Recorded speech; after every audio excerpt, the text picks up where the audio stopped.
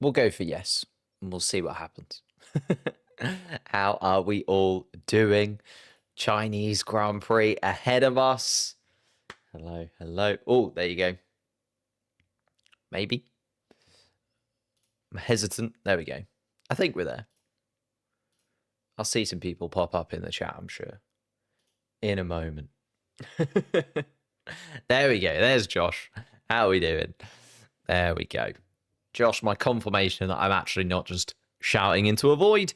Lovely stuff. We are live for the Chinese Grand Prix. Cool. Not as early as the sprint race yesterday, thank goodness. Yesterday was a slog of a day because I didn't want to go back to sleep, and ruin everything.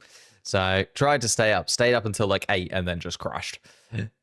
But how are we all doing? Hello, EditX, Tobin. What is that? Caesar, Sarthak, that one guy, Coop, Snapseed, Sally, Antonio. Hello, hello, hello.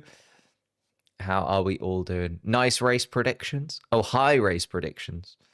That one meme guy. I did do a race predictions video. Tried that out this week. Didn't do too badly, actually. I think it got like 6,000 views, which maybe is something that we'll continue to do as much as we can. The problem is I had quite a few ideas for this season in terms of videos that I'd like to do and videos that I'd like to structure, but just moving house has been taking so much of my life up. Along with my job has slightly changed as well recently. So I need to get those two things sorted before I can get back to doing everything that I want to do with this.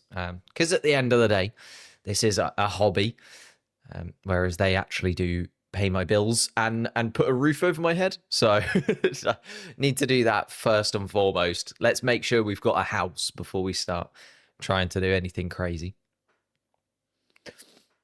But how are we doing? Do I show the whole race or is it just a reaction? Should I turn off my TV? Do not turn off your TV. It's kind of a supplementary thing that you'll see across YouTube. There's lots and lots of different YouTubers that will do race watch-alongs. I think the largest known ones are obviously P1, Matt and Tommy. They do a race watch-along similar to that. We will show the track board, the details, the sort of live feed of lap times and things like that. But yeah, we're not allowed to show cars going around the track. Sky Sports pay a lot of money for that.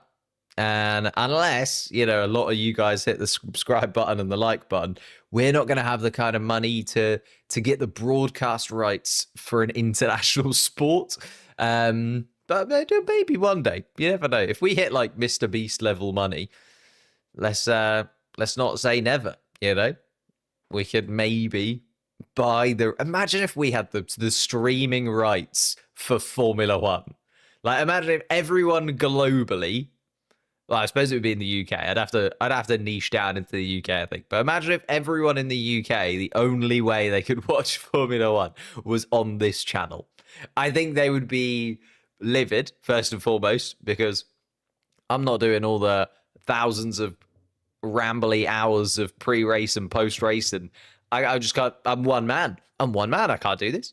And secondarily, it would just be absolutely hilarious. Imagine I'm the only commentator that Formula One has. That would come on, Piastri, you good thing. I'm really hoping Piastri gets a win here as well. I know that well, I don't know, actually. It's a bit early in the day to say that Lando Norris is probably more so the title favourite than Oscar Piastri. Like, Piastri would have likely come second in the Australian Grand Prix had he not made that mistake because of Lando Norris making the mistake ahead of him. It was a bit of a weird domino effect, wasn't it? Not applicable. Race predictions. Yeah, we did a race predictions video. You can see it. It's on the channel. It's there. Something that I just wanted to try. It was something that I wanted to try this season. I was going to try it, obviously, before Australia, but was signing contracts and stuff that week for the new house. So couldn't actually get it done. So that's just sitting in the half-edited folder of will eventually be deleted. But this time around, we got it out for the Chinese Grand Prix. It is your guys' predictions. So if you want to get involved in the predictions, you can, on a Monday of every race week, head over to the posts tab, and there is these predictions that you can vote upon. Your winner, your podium, your good surprise of the weekend, the best team you think, and then 2 slightly more negative ones. Which driver you think will have the worst weekend, and which team you think will have the toughest time over the weekend as well.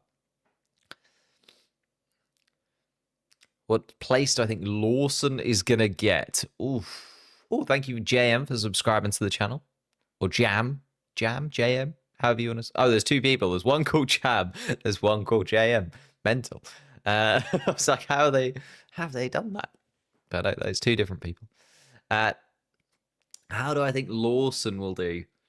The problem is he just looks so uncomfortable. You know, if you look at the sprint race yesterday, for instance, started in a very similar position, right? In the sprint race, and only managed to get up to, what was it, 14th in the end? 13th, 14th? Was still stuck behind Hadjar, though. Like, Hadjar was the first Red Bull powered car that was sort of weaving his way through the pack, and then Lawson was just kind of following. So I really think it's going to be tough for Liam Lawson to move forwards. I think overtaking is going to be really hard. He'll need the strategy to play in his favor. He'll need some kind of strategy advantage and something to play in. Joe Guang Yu getting absolutely mobbed on the track walk, by the way. I suppose he is racing for well, not racing. He is the sub for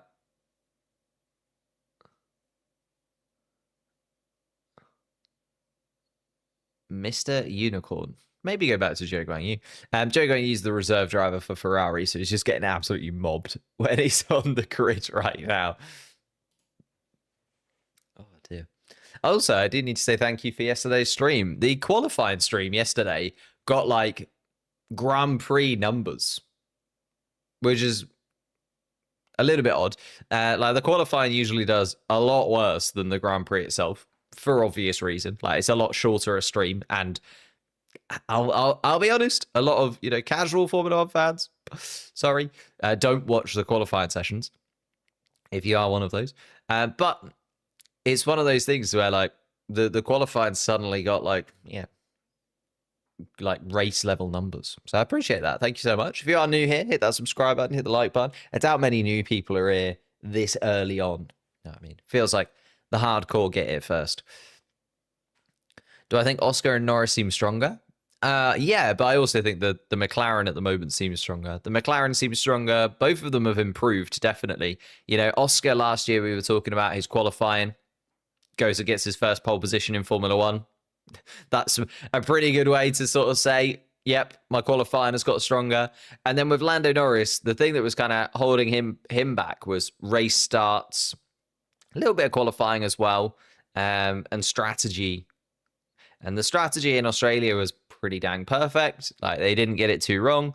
They were sort of actually leading the way in terms of strategy rather than waiting for everyone else to make their decisions. And in the race start, obviously started on pole, got ahead. Yesterday's race start, we maybe have some questions over. Although George Russell did push him quite wide, there's not really too much you could do about it. And even Andrea Stella has been saying that he or Lando's driving style just isn't quite suiting the track. So, I don't know. Found you just Leslie, like your commentary. There you go. It seems like there was a big spike in people kind of finding us yesterday. Bit of a weird one. YouTube's just like, yeah, go on then. Give them a little bit of run. Shall we look at the grid, though, as we get into it? Oh, well, I mean, I can show you your predictions. This is what your predictions were, and this is what I went through in that predictions video. Everyone predicting Lando Norris to win, or the majority of people. It was like a good 45% of people were predicting Lando Norris to win. Max Verstappen and Oscar Piastri a podium, looking very likely that those two will be on the podium. So, pretty good there. Surprise Kimi Antonelli. I think most people were on the back of the hype from Australia. You know, really, really solid race from him. Much better qualifying from him yesterday. I think it would be nice to see Kimi Antonelli battling with the RBs. I think that's quite a nice thing for him to try and achieve and try and do over the course of this race. So last time there was a lot of pressure on him to scythe through the field, which he did very effectively. Got a little bit lucky in that, again, the strategy kind of played in his favor a little bit. But I think this time around, dry race in a Mercedes, I'd want to be seeing him getting up into the top 6. Is that insane to say? Maybe catching a Ferrari, battling with one of them. Getting in front of the RBs, possibly. Maybe 7th, 6th, 7th. Ollie Behrman and Kimi Antonelli having a little chat before the start of the race there. Best team, you guys think the most points are going to go to McLaren? Pretty easy prediction there. Flop team Haas. They're not looking as bad as they did in Australia. And the struggle, maybe the worst prediction there. Lewis Hamilton literally won the sprint race. So can't really be a bad weekend for Lewis Hamilton if you get a victory along the way. Looks like he's going to get points again in the Grand Prix. In fact, he was quite positive about moving forwards in terms of the places on the grid in the Grand Prix. Wants to get moving forwards and show what this Ferrari can do. So maybe, just maybe, we'll see what he can do. But in terms of the grid, moving into today's race, let's have a little look at it, because it's those V-carbs that Antonelli will be battling. As we see him on the screen there talking to Martin Brundle. Oscar Piastri starting on pole position for the first time in his career, which was maybe a little bit of a shock to some people, because although we said Oscar Piastri does need to improve on qualifying, I never thought, I didn't think he hadn't got a pole position. But I suppose he's not been in the sport for very long. It's only his 3rd year in the sport. The McLaren car was pretty abysmal for the first sort of 10, 15 races that he had. Well, not 15, 10 races that he had. Last season, though, I don't know, I expected Oscar Piastri to get a pole position somewhere, but he had not. Hasn't got a pole position until yesterday in qualifying. Starts on the front row today. George Russell starts beside him. We haven't mentioned him yet. Absolutely phenomenal qualifying lap from George Russell yesterday. Like, if you watch the onboard, really is pretty dang perfect. And that Mercedes car got absolutely every single thing out of it. Just unfortunately that Oscar Piastri in that final sector was able to just find a couple of attempts compared to everybody else. Really went for it down into the hairpin. Lando Norris will start on the 3rd row alongside Max Verstappen. And this is where I've got a little bit of a hesitance when it comes to that 3rd row, because Max Verstappen, we know, just starts races really well. It's something that Max Verstappen and Red Bull worked on a long time ago, especially when they were sort of second to Mercedes in the ranking order of Formula One for so long. Red Bull, I remember, and Max Verstappen specifically, sort of working on race starts and really getting their car into a window where they start the races really, really well. And I think that might cost Norris down towards turn 1. So that would be where I'm keeping an eye on to begin the race today. Can Norris keep ahead of Verstappen and really show that his race starts aren't as bad as we think they are? What time does it start? We're about 15 minutes out. We're just hearing the Chinese national anthem. Zhou Guanyu there for Ferrari. Talking of Ferrari, they start on the 3rd row. Hamilton side by side with Leclerc. Hamilton ahead of Leclerc. Out-qualified him again here in China. Hamilton is really solid in Shanghai. I kind of forgot that Hamilton was so good at the Chinese Grand Prix. Like, he is absolutely rapid here and has won here so many times when he was at Mercedes, got so many pole positions. Also when he was at McLaren before that. So now we're looking at Hamilton versus Leclerc in 5th and 6th place. I don't know how that will play out. I could honestly see Lewis Hamilton moving forwards, maybe battling with Verstappen, but I could also see a little bit of a tete-a-tete between Hamilton and Leclerc. I think it will be the strategy calls between the two of them, which one gets the slightly more beneficial strategy, and how they can go moving forwards. Because I do think they're also going to be under pressure from behind. Hadjar, Antonelli, Tsunoda, those three. Hadjar and Antonelli starting on the 4th row of the grid, the 5th row of the grid, and the final point scoring places being Tsunoda and Albon. I think there's potential there. I know that they're they're midfield cars and they're not part of the big four. But the RB car in particular has just been absolutely flying this weekend. You'd expect Antonelli to get ahead of them, but Yuki Tsunoda is an experienced operator, and there's two rookies ahead of him there. I think he'll be looking at those two rookies and thinking, you know what, maybe I could just use a little bit of the tenacity that I've built up over the last few years, a little bit of the kind of Fernando Alonso wiliness that Yuki Tsunoda talked about when he first came into Formula One. He watched a lot of Fernando Alonso, especially when it came to defensive maneuvers, but also in terms of his race starts. So Yuki Tsunoda knows what to do to maybe get the best of those two going down in towards turn one and maybe on the first lap. So I'm also keeping a little eye on Yuki Tsunoda here. I think he's one to watch at the start of this Grand Prix. Alex Albon, he said himself that he just thinks the RB cars are quicker than everybody expected. I think another point scoring place would be ridiculous for Alex Albon. Back-to-back point scoring positions in the first two Grand Prix of the year probably is not what he was expecting inside of that Williams car, especially considering towards the end of last year, it was just damage limitations, wasn't it? There was a lot of cars that they'd put in the bin at Williams last year. None so far, even though Carlos Sainz had a little shunt in Australia, didn't actually do damage to the chassis itself. That was the problem that Williams had. They were just going through chassis like it was nobody's business. But doing okay at this point. Hopefully, Alex Albon gets to the end of the race. And then starting just outside of the point scoring places, Nico Hülkenberg and Esteban Ocon, not in that order. Ocon, then Hülkenberg in 11th and 12th place. We've got Alonso and Stroll starting side by side on the 7th row of the grid in 13th and 14th. Carlos Sainz, very disappointingly, out in Q2, 15th fastest yesterday. He's alongside Pierre Gasly, who also very annoyingly dropped out in Q1. Wasn't very happy about it, but the Alpine just not looking quite as good as it did a weekend ago. And then Behrman and Doohan starting 17th and 18th. Little bit of a pack of rookies towards the back end of the grid, isn't it? Lawson, Doohan, Bortoletto, Behrman, all in that bottom four as we start this Grand Prix. See what they can do. Behrman at the front of that. Is that Haas car the quickest of those four?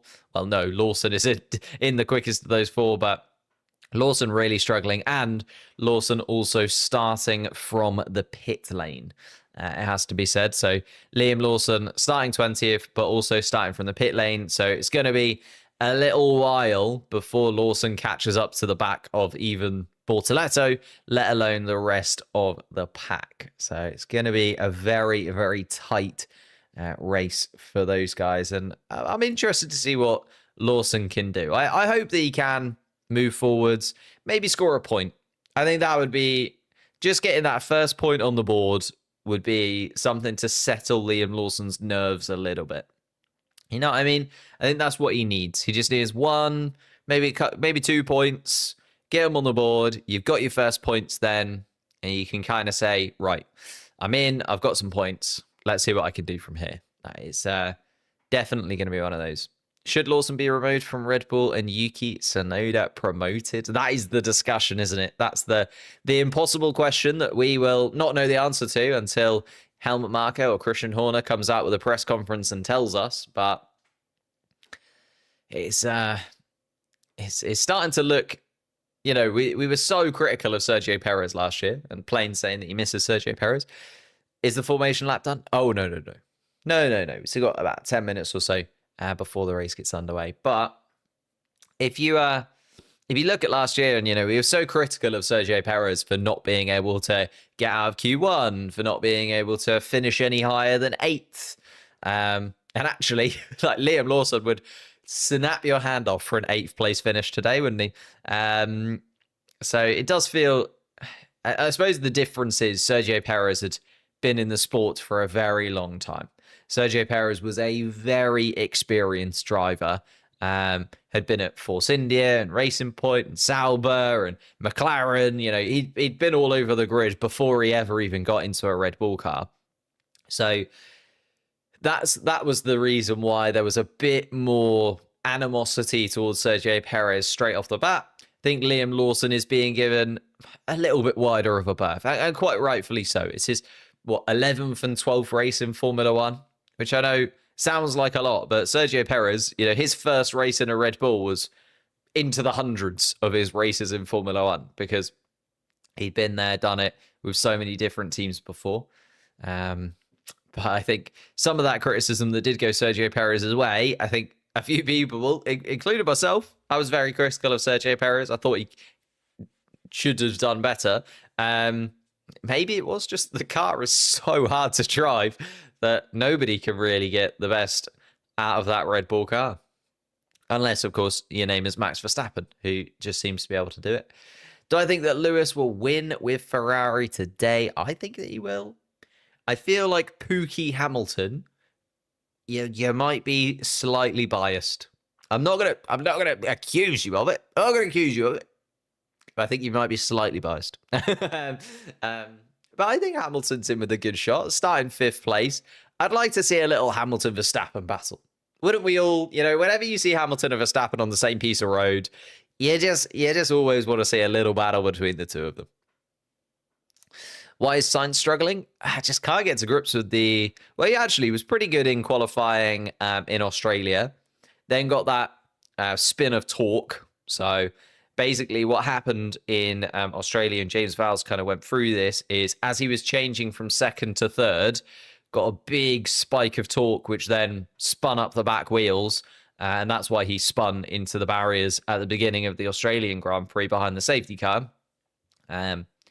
Not too much he could have done about that, but at the same time, quite an experienced driver. You wouldn't expect him to kind of fall foul of that, but in a new car and Mercedes engine and various bits and pieces that he's getting used to since that move over from Ferrari. But then on the other side of things, when it came to qualifying and the sprint races and sprint qualifying this weekend, he's just really been struggling with the car.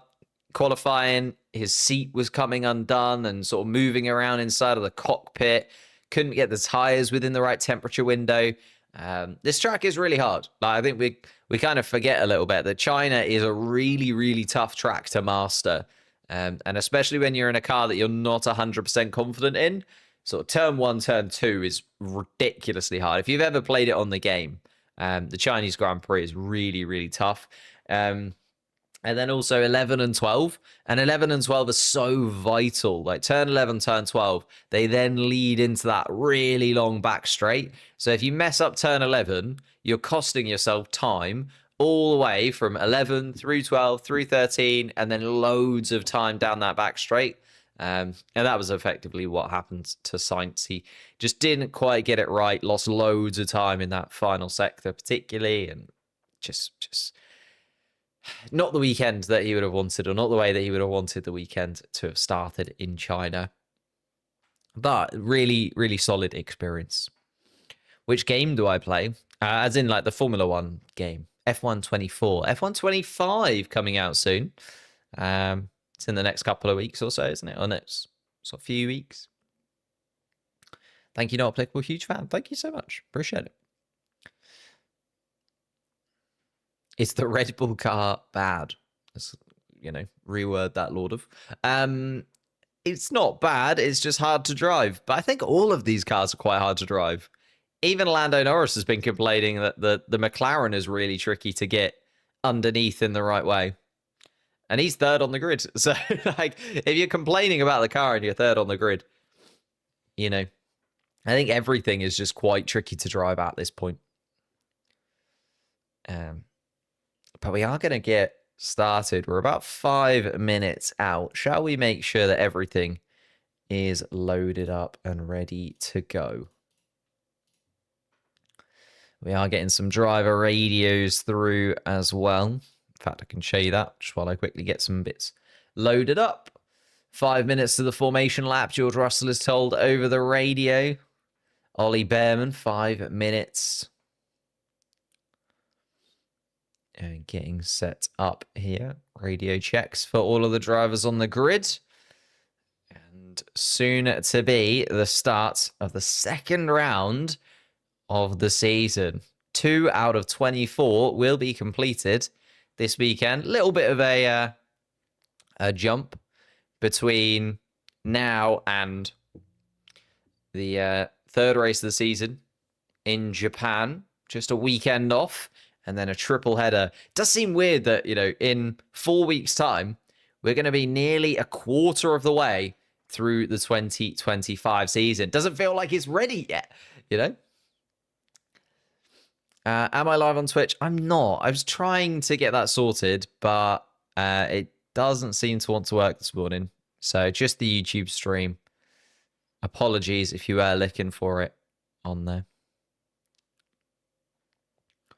How many overtake opportunities are there on this track? Sort of realistic overtake opportunities, or, if you're feeling a little bit more adventurous. There's two main ones, down towards turn 1 through turn 2. You see drivers kind of go for. Sometimes see drivers have a little lunge down towards 11. And then down towards turn 14 as well. Down the really long back straight, in towards the hairpin at turn 14. They're the main areas you'll see people have a little go. But we saw Isaac Hadjar. Was it turn 6 that Hadjar had a little run around yesterday? Papaya rules come into play for the championship. Well, papaya rules mean that if the track is there and ready to go, and then they can both race one another. We got that confirmation in Australia, so I don't think there's going to be any holding back between Lando Norris and Oscar Piastri. We'll see how that really plays out today, though, won't we? If they're side by side at any point, we'll see how much these papaya rules are really favored in one driver's way or another. Let's move over to the race board. Again, a quick run through the grid for those of you that are just joining us. We've got Piastri and Russell starting on the front row. Lando Norris and Max Verstappen just behind. Lando Norris still leading the Drivers' Championship. Max Verstappen still our world champion from last year. Hamilton and Leclerc, the two Ferrari, starting on the third row of the grid, 5th and 6th. Hadjar, the best of the rest driver in the RB, starting 7th with Kimi Antonelli in his second race for Mercedes beside him. Yuki Tsunoda and Alex Albon rounding out the drivers starting in the point-scoring places. Esteban Ocon will be the closest man to the point-scoring positions in 11th place. He's alongside Nico Hulkenberg in 12th. Fernando Alonso and Lance Stroll, the two Aston Martins, starting on the 7th row of the grid side by side in 13th and 14th. Carlos Sainz, the first driver, or the final driver to drop out of Q2 yesterday, starts in 15th. And Gasly, the first driver to drop out of Q1, in 16th position. Then 4 rookies behind, well, unless you count Liam Lawson as not a rookie, depends how you see it. Gasly and Behrman and Doohan starting in 17th and 18th on the penultimate row of the grid. Bortoletto will start at the back of the pack all by himself as Liam Lawson is starting from the pit lane in his second race at Red Bull. We are very close, though, to the start of the formation lap. We're seeing the tyre blankets removed and the cars dropped down onto the track surface as we tick over to 7 a.m. my time. Let me know where you are in the world, how you're watching. Luckily, not too early for me this time around. And there is the trophy for the Chinese Grand Prix. A nice trophy, actually. One of the ones that you definitely want to keep. Although, as a driver, you never actually get to keep the trophies. You just get replicas of the trophies, which I find a little bit strange. The fact that drivers in their contracts, it literally has a clause where they have to give the trophies that they get to the teams. So they have to give the trophies to the team to take home to the factory. And if they want a replica, they can order one from the Grand Prix, which is quite interesting.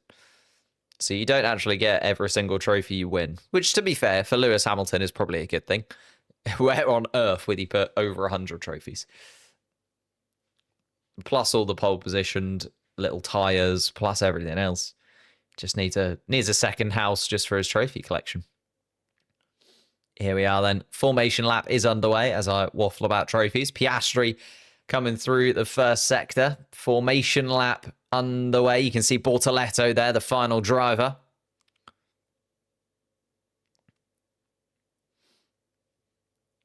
And Piastri just coming around. me just see.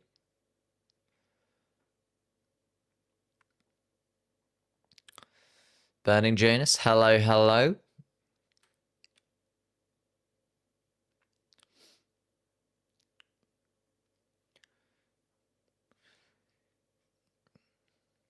Medium tire, the choice of pretty much everybody. Lance Stroll starting on the hard. Ollie Behrman doing the same. And Liam Lawson also starting on the hard compound tire. Because he is... Oh, not starting from the pit lane. Thought Liam Lawson was starting from the pit lane. He is on the formation lap. Oscar Piastri just coming down to turn 14 now. The long back straight. The car's weaving around to get as much temperature into the tyres. The track temperature has dropped pretty substantially compared to yesterday's qualifying session. Track temperature 36 degrees Celsius. Air temperature 27.3. No rain expected. Hamilton, the winner of the sprint race, starting in 5th, just following Max Verstappen around the final corner. Piastri going to be first to take his position. You can see Doohan and Bortoleto there, just also weaving down that back straight. Russell has really matured. Yeah, definitely. I feel like just not having Lewis Hamilton's shadow over him now at Mercedes has allowed him to really step up a bit. I know he did quite a lot last year, but felt like Australia and again here in the sprint and in qualifying yesterday, just felt like he's really got a new lease of life himself. You know, we're all talking about Lewis Hamilton getting a new burst of energy going to Ferrari. I think George Russell's also had the similar kind of effect. He's no longer got this 7-time world champion next to him. He's no longer got Mercedes' main man beside him. And actually he's just allowed to breathe a little bit more deeply. Is George Russell. There is Gabriel Bortoleto then. Lawson peels off into the pits, is starting from the pit lane. I thought so.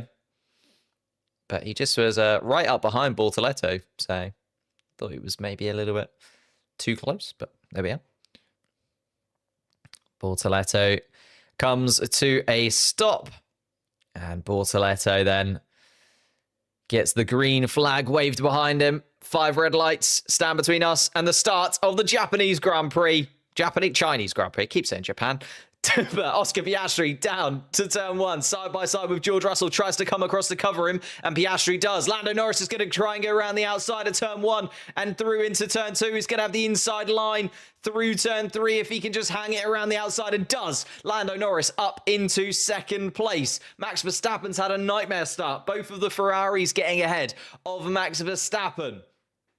George Russell still trying to keep Lando Norris under pressure, though. Leclerc behind with Hamilton, and also Max Verstappen under pressure from Kimi Antonelli also. The 2 RBs are side by side. Hadjar and Tsunoda fighting for position. George Russell is not giving up 2nd place through this middle sector. Still on the inside of Lando Norris, but Lando Norris is going to be able to stick it just about. Here comes Hamilton behind in the Ferrari, putting his old teammate George Russell under pressure as well.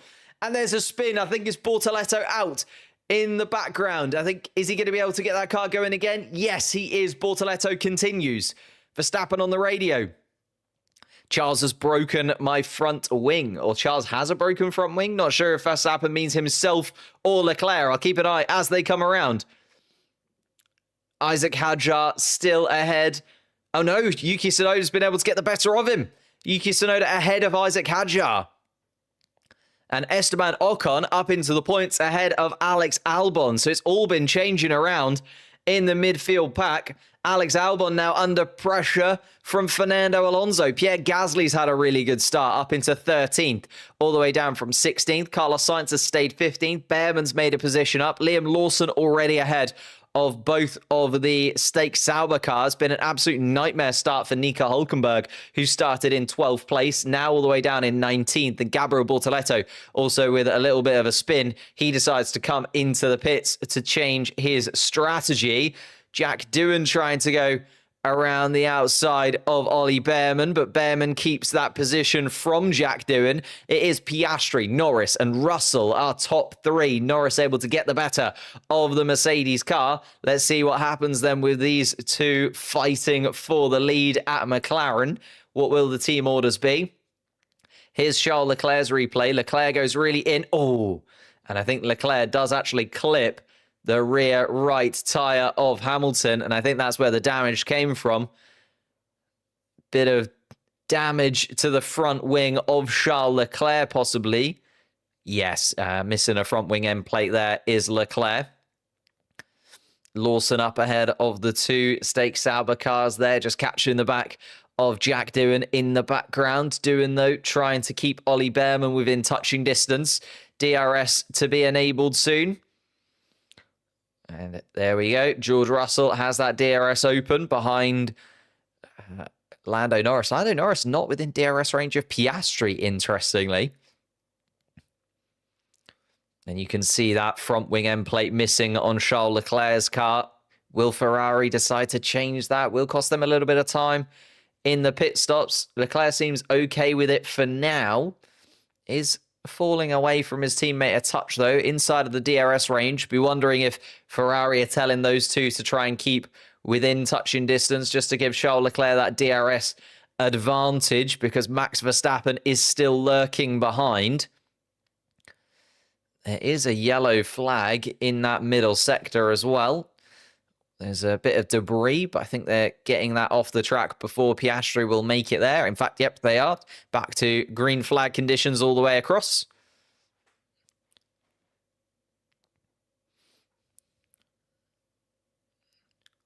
And Charles Leclerc being told, what do you want to do? We can survive. And Charles Leclerc is going to stay out and wait until the first official pit stop to go for that change of front wing. So able to balance it out, but he is going to start struggling on those tyres a little bit sooner than the rest. Losing that downforce at the front just means the tyres are in a slightly different position. He'll have to change some settings on the wheel,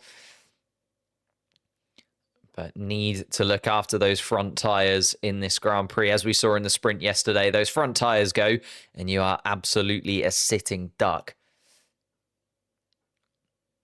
Piastri then still leading, coming through the final corner to start lap 3 of this Grand Prix, or lap 4, sorry, of this Grand Prix. Norris and Russell behind. Hadjar still trying to butt heads with his teammate Tsunoda. And Fernando Alonso, supposedly his brakes are on fire, says Pierre Gasly. Let's keep an eye on this then. Gasly behind Alonso, both of them with DRS. And if his brakes are on fire, you won't be able to slow down very much for this turn 1, but does manage to. Fernando Alonso stays ahead of the Frenchman. Stroll on hards, indeed. Stroll on hards. Bearman on hards. Bortoletto on hards. Liam Lawson as well. And just Fernando. Oh! And there is Fernando Alonso. Maybe that's the confirmation that we needed, that his brakes aren't quite working. Fernando Alonso dropping positions pretty swiftly, and something definitely wrong with that Aston Martin car, as Pierre Gasly was saying on the radio. Interesting that Gasly spotted it from behind, and then Alonso continued on, but Alonso now tumbling down the order and will limp around the final couple of corners. Cannot brake, no brakes, no brakes. So that is a brake failure of some kind for Fernando Alonso. And that's a shame. It's going to be another retirement for Fernando Alonso. So that's 2 retirements in 2 weekends for the Spaniard. And Fernando Alonso and Aston Martin really not enjoying the start to this season. I know that a lot of the talk about Aston Martin is all about 2026, but it'd be nice to see them do something during this season. But not looking likely at this point.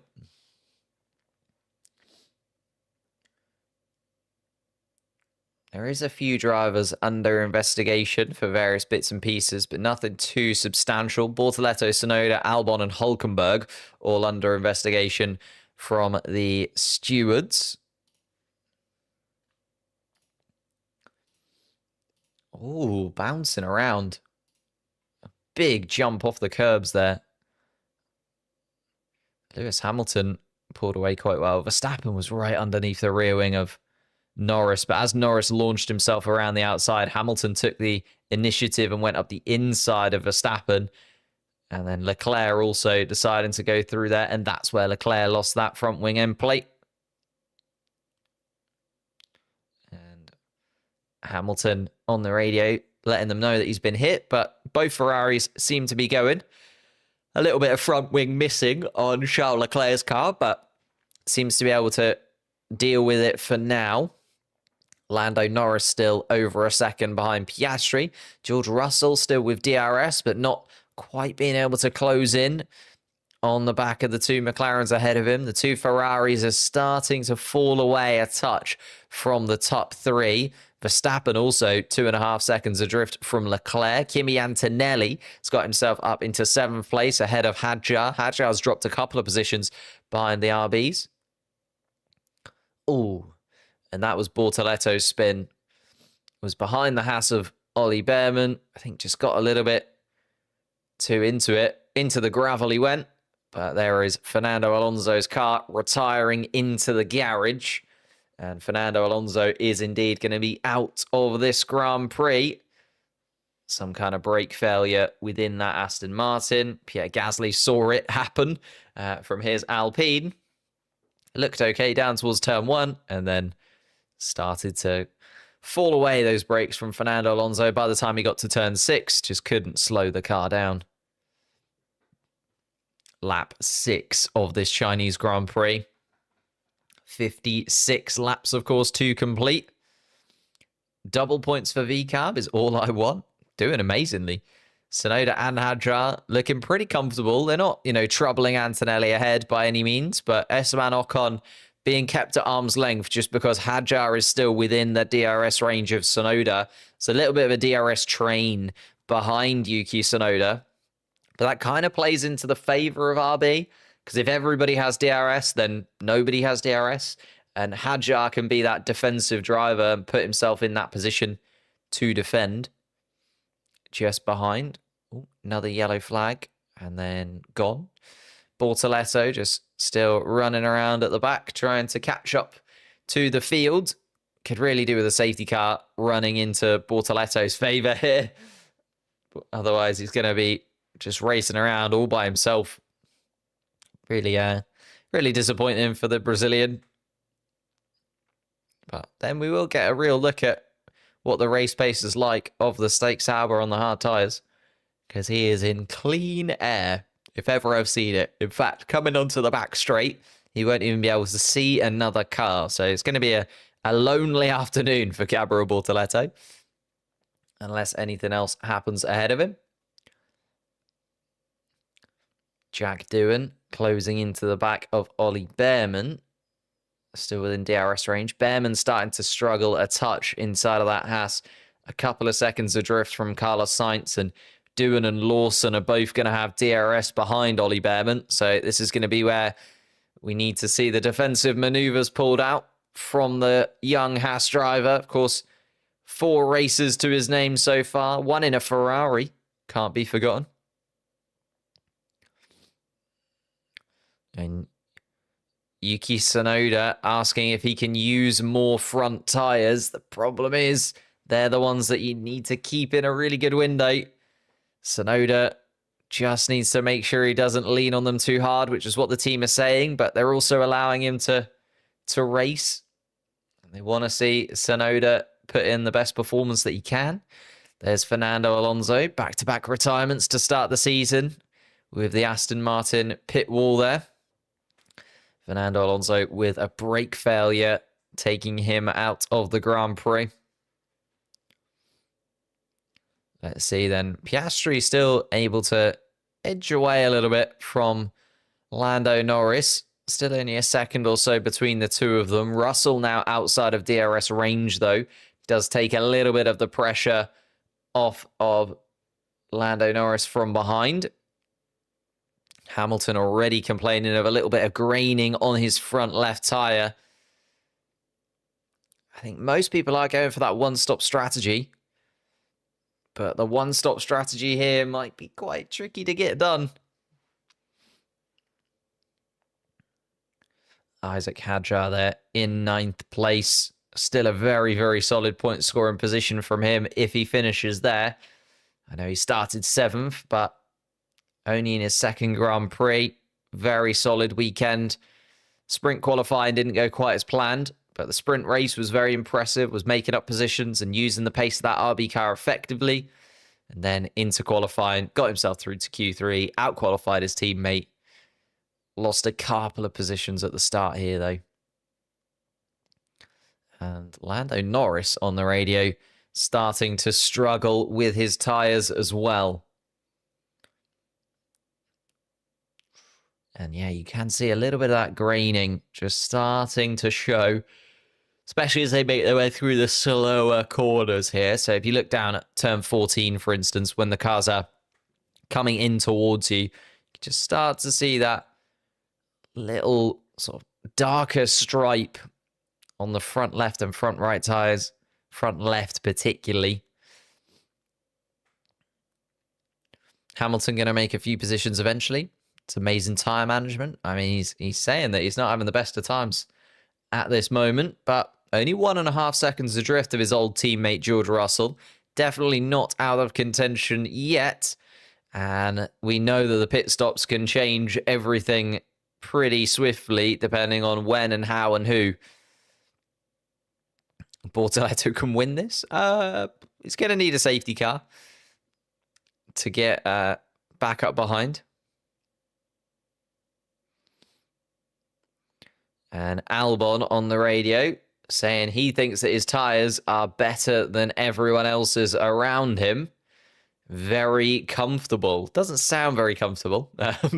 Saying it very, very abruptly, but is continuing on. I think he's just got a lot to worry about at this minute, Alex Albon. He's got Ocon ahead of him, Gasly behind him, all within DRS range of one another. He's right in the middle of this DRS train as Alex Albon. And that is always a tough position to be in because you don't know whether you're looking forwards or watching your wing mirrors. It's a tough, tough place to battle. But he's going to have that DRS open. The problem is Ocon has got the DRS open in front of him, so he doesn't have that gain of advantage there. And looking at Piastri, still carrying on at the front, elongating that lead by another couple of tenths. So that front 5 are disappearing away from Verstappen. Verstappen is just falling away really dramatically, actually, isn't he? 5 seconds adrift of the Ferraris. And Verstappen did say yesterday after qualifying, when he was asked what he can do to win this race, and he did say everybody ahead of him DNF, basically. So it does feel like he was right, was Max Verstappen. He is not anywhere close to the cars in front of him. And if anything, Kimi Antonelli might be sniffing behind him at some point if those tyres do eventually go off for Max Verstappen.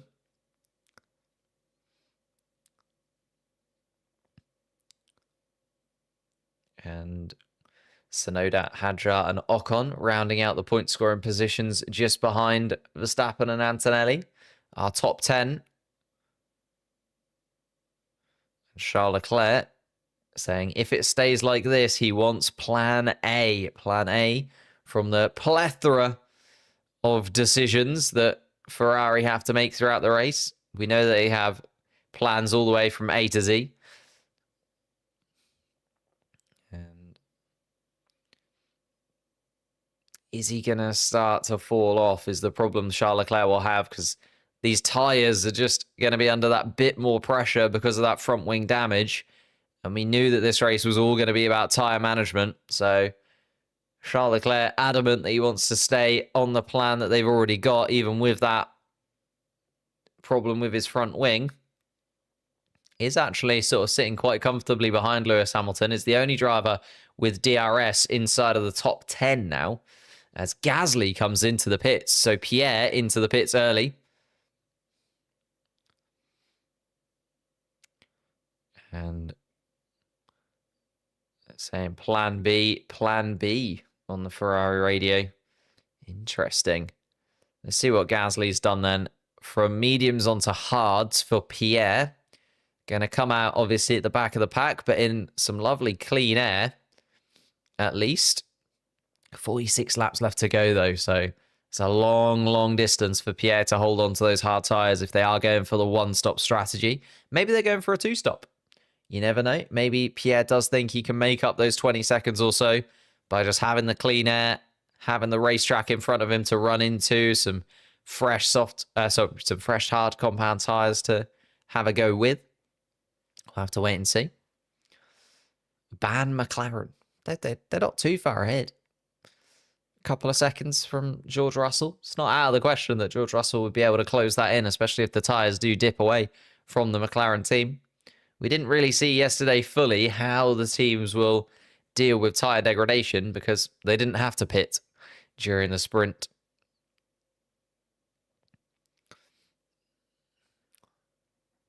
And Oscar Piastri being told, do you think we can do plan C? So a lot of drivers changing around where they're going. Oh, and Yuki Tsunoda, what's happened here? Tsunoda come into the pits? Has he made a mistake? Must have come into the pits. Falling down the order. Yeah, must have done.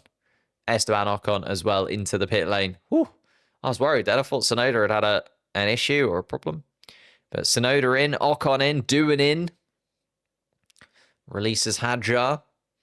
Where's Tsunoda going to come out? A little bit of a gap. Comes out in front of Pierre Gasly still, does Yuki Tsunoda. So that lovely clean air that Pierre Gasly was sort of hoping he'd have, now gone. Tsunoda has that clean air ahead of him. Nico Hülkenberg, the next car out on track, but is a couple of corners ahead. And Tsunoda will be closing that gap, surely. Lawson behind Behrman now, because been released as doing pits. Let's see if Liam Lawson can actually get ahead of Ollie Behrman.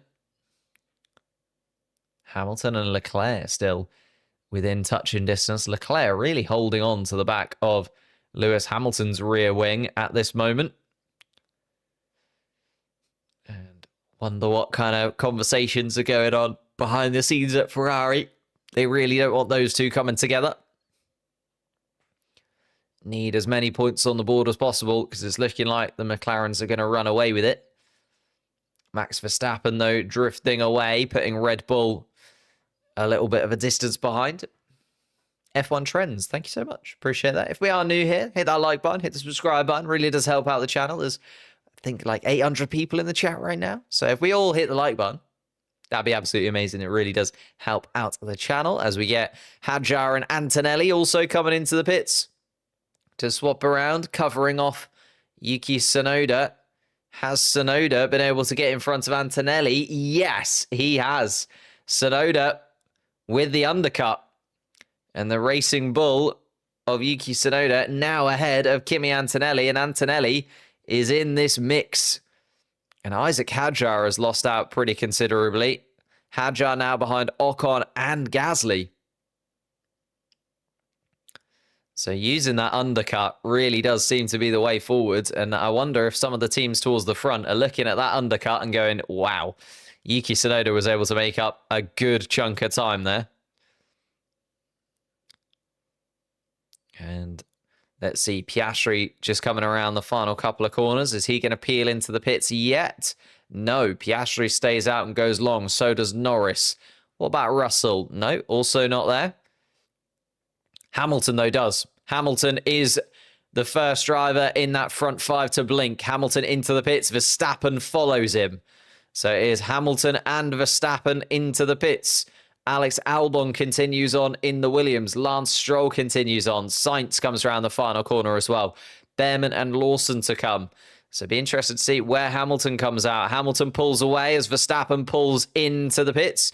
Just about made that work. Managed to make that work is the words I'm looking for. Verstappen, though, just coming down. So Hamilton is going to come out behind Liam Lawson. Albon, Stroll, Sainz, Behrman and Lawson yet to pit. Piastri is going to box at the end of this lap then. So he's covering off that idea and realizing that actually maybe now is the time. The problem is Hamilton is now stuck in this traffic, and especially because some of these guys are on the harder compound tyre. You're looking at Stroll and Behrman and Lawson, all on the hard compound tyre, started the race on the hard compound tyre. And George Russell also saying maybe the one-stop strategy is the one here. So it's starting to play out a little bit. Piastri was told to box over the radio. He's just coming around turn 14. We'll see if he does peel into the pits, and he does. Piastri pulls in then. That's going to release Lando Norris to take the lead of this race. George Russell also comes in behind. So Norris and Leclerc are the two drivers from the top 5 who are going to continue on. Albon is doing exceptionally well on those mediums and is continuing on again. Got to remember that Stroll, Behrman and Lawson started on the hard compound tyre behind. Piastri is going to come out hopefully ahead of Lance Stroll. Come on, Piastri. Yes, Piastri is ahead of Lance Stroll, at least for now. Lance Stroll's going to try and come around the outside of him, though, down towards turn 1, but doesn't manage to do so. And that is really, really good news for Oscar Piastri. Because if he'd have got stuck behind Lance Stroll there, that would have been a bit of a nightmare scenario, as Hamilton is finding out at the moment. Hamilton is stuck behind Lawson. George Russell is trying to deal with Ollie Behrman. And George Russell is going to make swift work of the young Brit. And George Russell up into 7th place now. Sainz and Stroll ahead of him, though, is a little bit of traffic to contend with. Max Verstappen, now he's changed his tyres, has just gone fastest in that sector. It's very swift from Max Verstappen. Verstappen in a little bit of clean air, actually, of the drivers that have pitted. Looking quite good. Yuki Tsunoda is just catching up to the back of Nico Hülkenberg. Hülkenberg yet to have pitted on those mediums. Antonelli still stuck behind Ocon. Hadjar now closing into the back of him. Ooh, dear. Antonelli. Oh. And Ocon versus Antonelli is getting a little bit heated. Antonelli pushing Ocon out onto the grass. Here comes Lando Norris then, and Charles Leclerc into the pits too. Piastri goes through. Where's George Russell is the thing that I'm keeping an eye on. Here comes Lando Norris out of the pits. George Russell is coming around. And there's Lance Stroll, and here comes Russell. This is fighting for position, and Russell is around the outside of Lando Norris. There's an Aston Martin in the way, and George Russell is going to be able to get back up ahead of Lando Norris. It's cost Lando Norris a position, and Russell has been able to get the undercut. Russell up into 4th ahead of Lando Norris. And George Russell is going to go for the move on Lance Stroll as well. And Lance Stroll, nothing that he can really do about it. Lando Norris also trying to get the move done on Lance Stroll sooner rather than later, but not able to make that move stick at the moment. It's going to try and go all the way around the outside. And Lando Norris does. But Lando Norris has lost that position to George Russell. Russell up into 2nd place effectively because Alex Albon has yet to have pitted. Alex Albon, though, leading the Grand Prix in P1. But no pit stop as of yet for Alex Albon. So it's Albon, Stroll, Sainz, Behrman, and Lawson, the guys who have yet to have stopped. Oh, and Nico Hülkenberg as well. So those drivers there still need to make a stop. Everybody else has made their first pit stop of the race. Lawson under pressure in 10th, though. Now his teammate Max Verstappen closing into the back of him. And that's not a great sight, is it, when your teammate is going to overtake you and they've already done a pit stop and you haven't? They have not changed the front wing on Charles Leclerc's car. Wow. So they think that running that front wing with no front wing end plate is going to cost them less time than the sort of 10 seconds or so it would take to replace. That is incredible. It's not good reading if you're a Ferrari aerodynamicist, is it? your front wing is so bad, we don't want to cost ourselves 10 seconds over the course of 58 laps, or 56 laps, sorry. Interesting.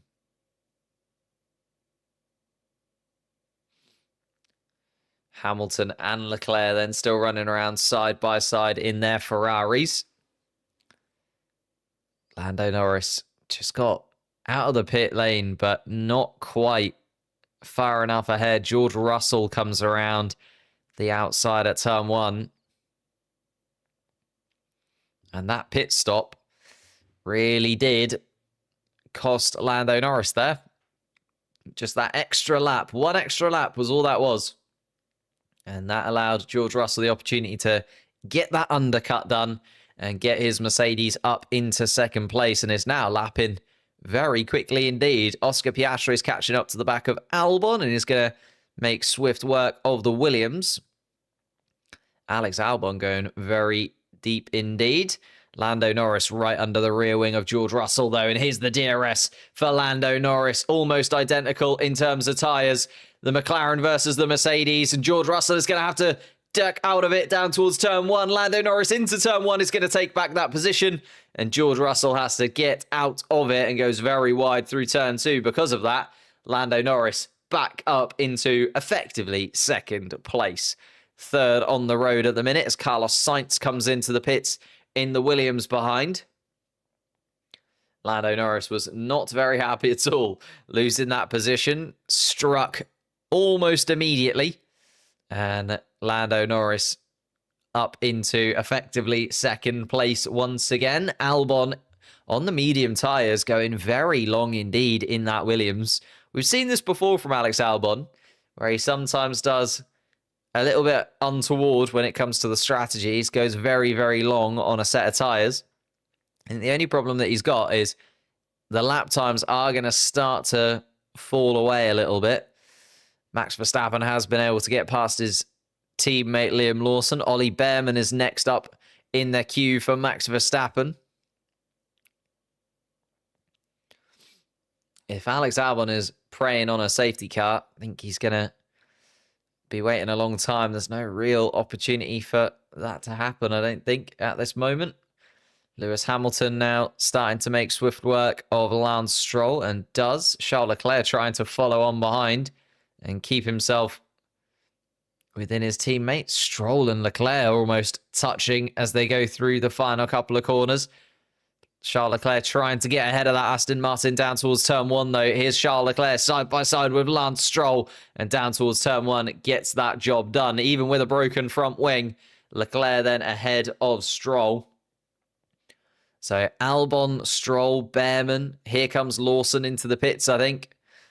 Is indeed. So Lawson is going to fall back to where he's really running, and that is, unfortunately for Lawson, pretty much the back of the pack. I think only Gabriel Bortoleto is going to be behind Liam Lawson. In fact, is Lawson going to get out in front of Bortoleto? Just about. Liam Lawson having an absolutely torrid time in that Red Bull car. Not happy at all on those tyres. And now onto the mediums, though. Can he do something a little bit different? Albon defend. I don't think Albon really needs to do much defending. He's not actually in a race with Lando Norris is the problem. But Piastri has been able to use the traffic to his advantage. Piastri now 3.5 seconds ahead of not only Albon, but also his teammate. Albon is going to box at the end of this lap. So is Lando Norris just going to sit behind him and wait for the Williams to box? Or is he going to go for this overtake? No, he's going to go for the overtake. Down up the inside towards the hairpin at 14. Gets it done through 15. And Lando Norris is up into second place, where he has been running for the majority of the Grand Prix. Albon is going to peel into the pits. No, Albon doesn't peel into the pits. I swear that was a box call on Alex Albon there, but decides to stay out, does Alex Albon, and now has George Russell right under the rear wing of his Williams car. Hamilton and Leclerc still running 5th and 6th. That's going to turn back into 4th and 5th once Albon maneuvers out of the way. Lance Stroll now battling with Max Verstappen. We are swapping cars in turn 14. So that is a direct order. Hamilton being told to release Charles Leclerc. Leclerc maybe with the better pace inside of that Ferrari car, and the team orders being told. So let's see what happens then. Will Lewis Hamilton shuffle out of the way? Gonna have to make this swap work down towards turn 15. It's a little bit of an awkward track to get one of those kind of swaps done, because you really don't want to pull up when it comes to the really long back straight. So let's see, Hamilton and Leclerc. Like the stream? Thank you. Yeah, please do like the stream. Hit that like button. We're almost at 1,000 viewers, I think.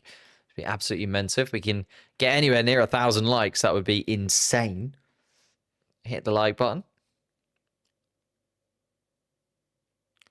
Hamilton on the radio. Just basically saying he's catching George and saying, look, I'm catching up to the back of George Russell. I really don't want to give Charles Leclerc this position. George Russell 1.6 seconds ahead of Lewis Hamilton. Leclerc faster with a front wing. Does look like it. And Hamilton is eventually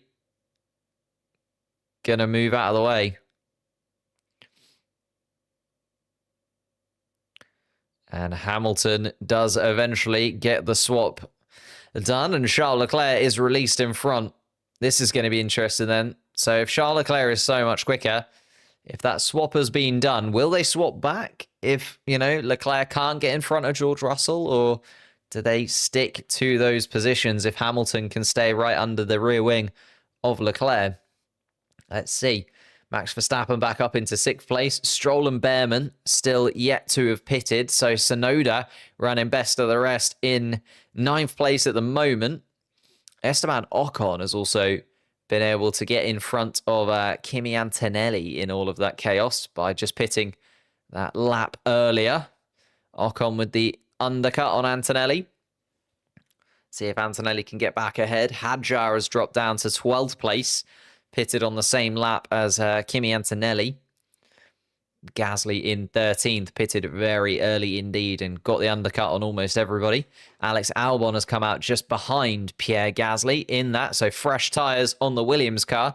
10 laps fresher tyres on the Williams car behind Pierre Gasly. Let's just see what he can do from there.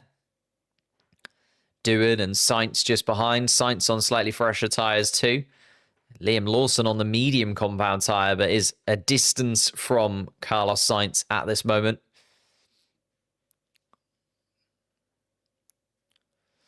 The last time they go side by side, Lance didn't pay attention, hit Verstappen on the side. Yeah, Max didn't take that too well. Max doesn't take a lot of things too well, to be honest with you. McLaren team orders, I can't see that happening, unfortunately. Oscar Piastri is 4 seconds ahead of Lando Norris. And no real reason to give him the position. It's not like Norris was quicker and they gave Piastri the better strategy or anything like that. Piastri was ahead. Piastri got to pit whenever he wanted to. He decided to pit a lap earlier. Time for Alonso to retire. Not Alonso's fault. His brakes just didn't work. And Charles Leclerc on the radio was complaining about that. Lewis Hamilton not quite getting out of the way, especially because Charles Leclerc was saying that the pace was there inside of that car. And to be fair, Leclerc has escaped away from Lewis Hamilton. Hamilton now 2 seconds adrift of his teammate. So although it is a difficult call to make, the right call it seems. And Charles Leclerc 2 seconds ahead of his teammate, catching the back of George Russell and a possible podium place for Ferrari. Lance Stroll just under pressure from Ollie Behrman here. Both of those guys still yet to have pitted. Started on the hard compound tyre, so we'll be going very long indeed. Stroll, Behrman, Tsunoda then really the driver running in 7th place as it stands. But they are the only 2 drivers yet to have swapped tyres now. Everybody has come in for a fresh set of boots, which means the running order is pretty much as it should be. Just Stroll and Behrman out of position.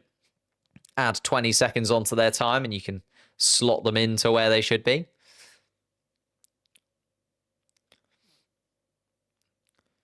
How did Lawson drop like that? He went really, really long on his first stint and then pit later than everybody else. And it feels like the undercut is the way to go today.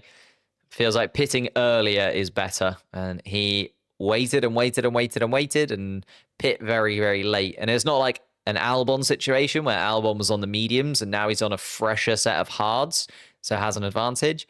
It's more like he just kind of stayed out a bit too long on the hards, I think. Well, actually, he just sort of stayed out a medium amount. Like, he was on the hard compound tyre, so you'd have expected him to maybe stay out even a bit longer.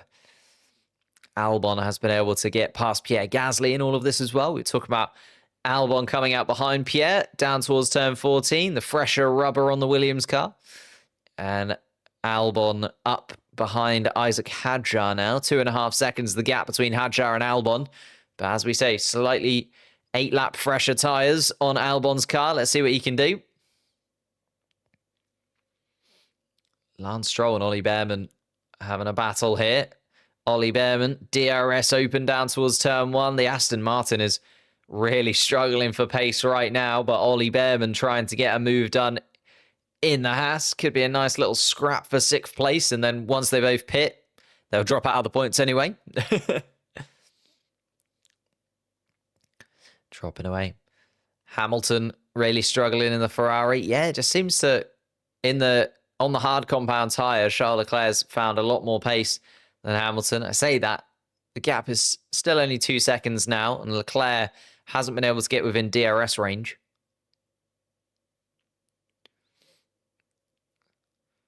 And Hamilton asking for feedback.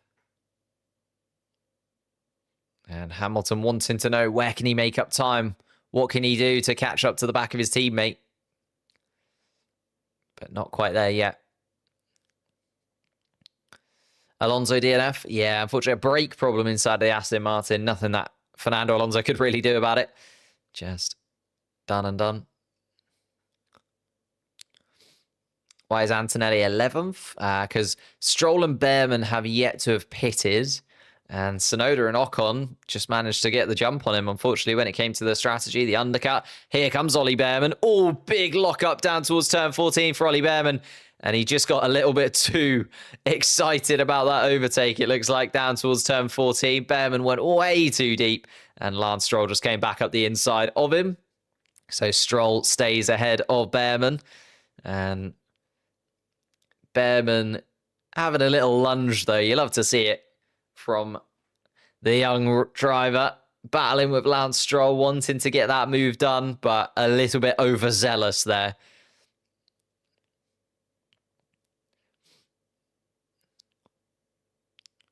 Yuki pulling away from Ocon. Yeah, Yuki's having a really, really good race.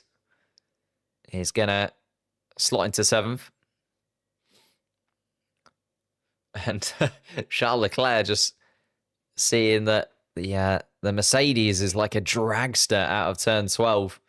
Just cannot get up to the rear wing of him. Charles Leclerc is closing the gap, is now within a second of George Russell. But I think George Russell at this point, as Carlos Sainz makes some moves on Jack Doohan. We had Albon getting past Gasly. We've now got Sainz getting past Doohan as well. So the Williams is moving ahead of the Alpines. Carlos Sainz then just behind Pierre Gasly. And Albon trying to catch up to the back of Hadjar. Still a 2-second gap there.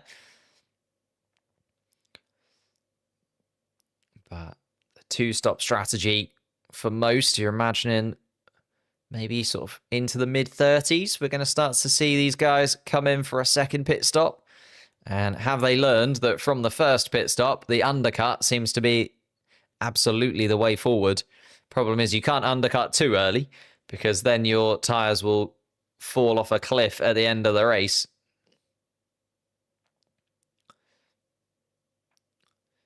Now looking on board with George Russell, who's got Charles Leclerc for company all of a sudden. It was looking like it was going to be a little bit of a lonely race for George Russell in third. Leclerc, though, been released from behind his teammate, and even with a broken front wing, he is catching the back of the Mercedes car. Toto Wolff and Valtteri Bottas looking on. uncomfortable position for them to be in. Antonelli has also been caught out by Tsunoda and Ocon. It's not been an amazing first stint for Mercedes. Haven't been able to gain ground. Now under pressure from Ferrari. And then their other driver has also lost a couple of positions in the pit stops. So Antonelli trying to get back underneath the rear wing of Esteban Ocon, but a couple of seconds adrift now of Esteban Ocon. No point for fastest lap. You are indeed correct. There is no fastest lap point anymore. Ollie Behrman. Come on, let's take some action, says Ollie Behrman. It's Lance Stroll possibly moving around a little bit too much for his liking on the back straight, I imagine, or maybe down towards turn 1. Stewards are going to be looking into that now that Ollie Behrman has highlighted it, I imagine. Charles Leclerc, half a second behind George Russell, and we're going to have a little tussle here for the third podium spot. And Charles Leclerc going much, much quicker than Lewis Hamilton, even with that bit of front wing missing. Doesn't make great reading. Ollie Behrman finally comes into the pits then. Maybe this is the action that Ollie Behrman was asking for. Comes into the pits. Onto the medium tyres is Ollie Behrman. Is going to come out just behind Liam Lawson. Down in 17th place, but is now going to have that fresh set of medium tyres underneath him. Let's see what he can do. Who do I think is winning given the current situation? I mean, Oscar Piastri has made it look fairly straightforward. Lando Norris has closed in by about 0.3 of a second over the last few laps, but is still 3.5 seconds adrift of his teammate. So a long way to go. Gabriel Bortoleto comes in as well. Bortoleto back out into the race at the back of the pack. Hulkenberg and Bortoleto miles adrift from the rest, unfortunately. Stake Sauber having a torrid afternoon.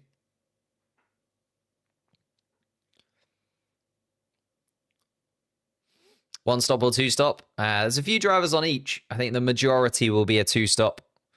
As you can see, a lot of them on the hard compound tyres, but already having done 13, 14, 15 laps. The likes of Lance Stroll is on like a one stop, I think, or I'd sort of expect.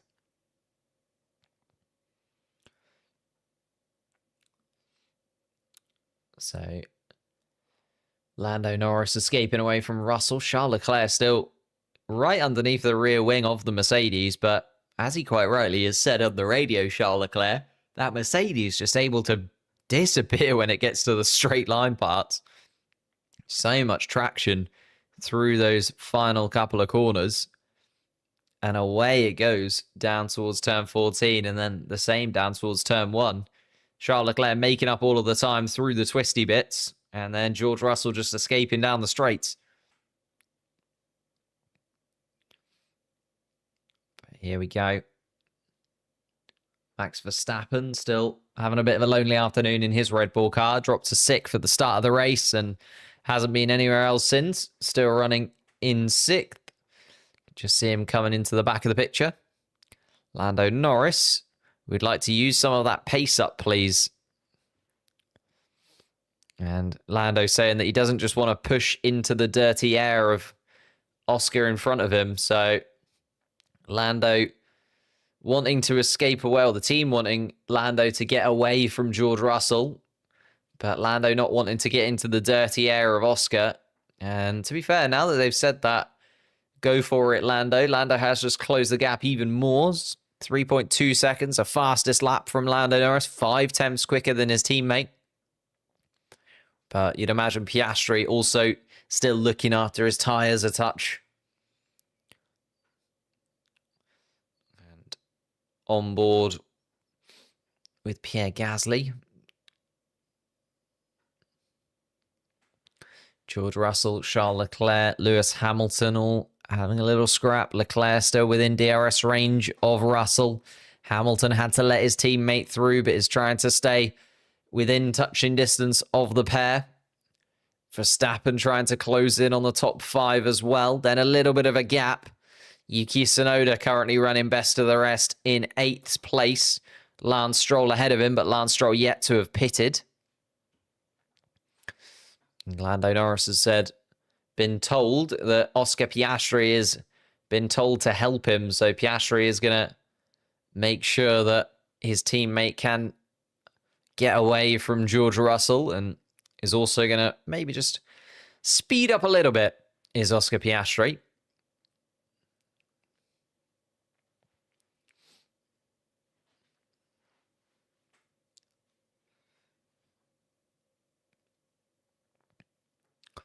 Oof. Yeah. Antonelli is struggling at this moment in time. Just highlighting that on the commentary at the moment. Antonelli drifting away from Esteban Ocon. Kind of got done by the undercut. Did Antonelli. And then is just drifted away from the back of Tsunoda and Ocon because of the tyre management. And that's the real thing with these rookies. The hardest thing, I think, to get to grips with in Formula One right now is holding on to the tyres and keeping them within a working window. And Antonelli was trying to push on those tyres. He was aggressive to begin with. He was trying to get in front of Esteban Ocon, and now you can see where that's come home to roost, unfortunately, is falling away, and now under pressure from Isaac Hadjar as well.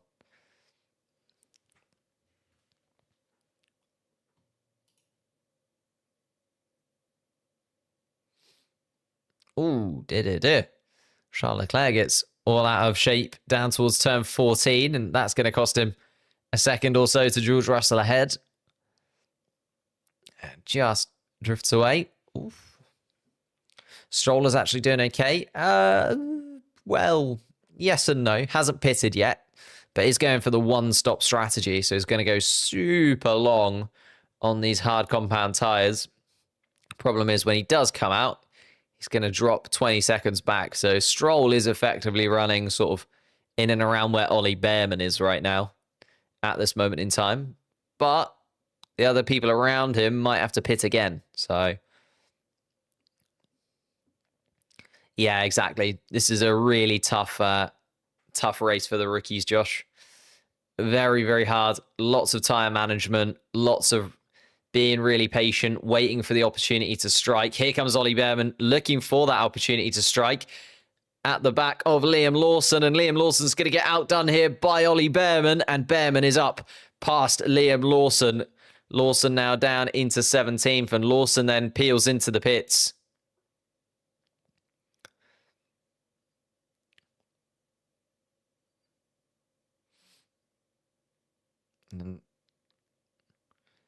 Lawson then into the pits once more. A second stop for Liam, and a fresh set of tyres needed for him. Just really struggling once again inside of that Red Bull. Cannot get to grips with it, and is now running behind Nico Hülkenberg in the Stake Sauber car. That is not where you want to be today. The Stake Saubers having absolutely no pace whatsoever in comparison to the rest of the field. Yeah, but Liam Lawson is definitely not in contention for points, as I was hoping he might be at the beginning of the Grand Prix. I thought that was the dream scenario, to be honest. If he could get anywhere near the point scoring places, that would be an absolute dream. And Behrman on the radio gives Liam Lawson a quick little chow as he makes his way past. And Behrman now underneath the rear wing of Jack Doohan. This could be quite a nice little run for Ollie Behrman on the fresh medium tyres. Everyone else ahead of him on some slightly older hards. And Behrman now is going to have some track to run into. Doohan is next up on the list of targets, and he's already right under the rear wing of Jack Doohan. Are we going to see a little bit of a Behrman overtaking masterclass in these next few laps? Piastri and Norris now only 2.5 seconds separate the two McLarens at the front, but that's because Norris has been able to escape away from George Russell. The gap now up to 5 seconds. Leclerc, that mistake down into turn 14 really did hinder Leclerc. He's now 2.5 seconds off the back of George Russell. Hamilton another 2 seconds. So not looking like there's going to be much movement apart from Jack Doohan under pressure from Ollie Behrman. Can Behrman get another move done down towards turn 14? They're just coming through the middle sector now on your screens. Lando Norris.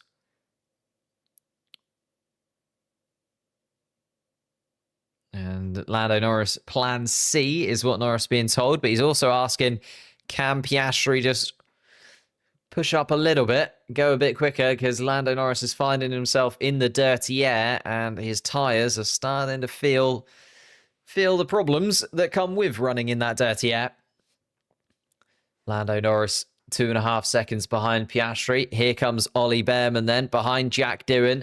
DRS open, down towards turn 14 they go. Doohan pulls up to the inside. Behrman around the outside. Is he going to get the undercut? Yes, he is. And there goes Ollie Behrman with a little bit of a sweep up the inside. And he's past Jack Doohan. And another overtake for Ollie Behrman.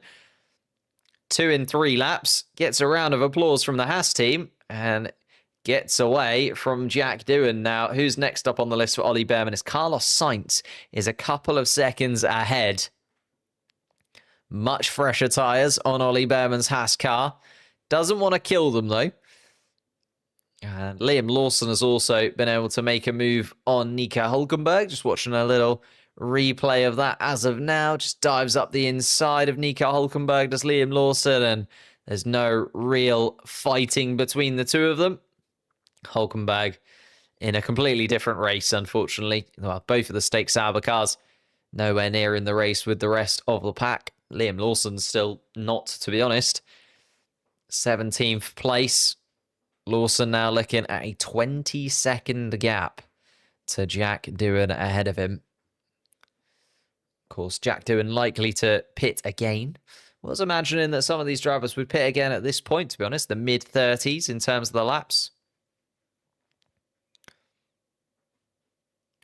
And George Russell is going to try and go until the end, supposedly, on these hard compound tyres. The hard tyre looking robust on the McLaren radio. I mean, they do have quite a nice gap to Russell behind. 5 seconds, the gap. But then once you swap and that becomes a 15-second gap that you need to make up, does become a little bit trickier, doesn't it, if you're Lando Norris and the McLaren team. Hadjar into the pits then for the second time. And going early this time around in the RB. Let's see if he can get an undercut. It's going to come out in some nice clean air as Isaac Hadjar. Into the pits, out of the pits, behind Jack Doohan by sort of 13 seconds. But a nice fresh set of hard compound tyres on Isaac Hadjar's car, and he'll still want some points from this afternoon. Will Isaac Hadjar? That'll be the goal for him. Lando Norris on the radio.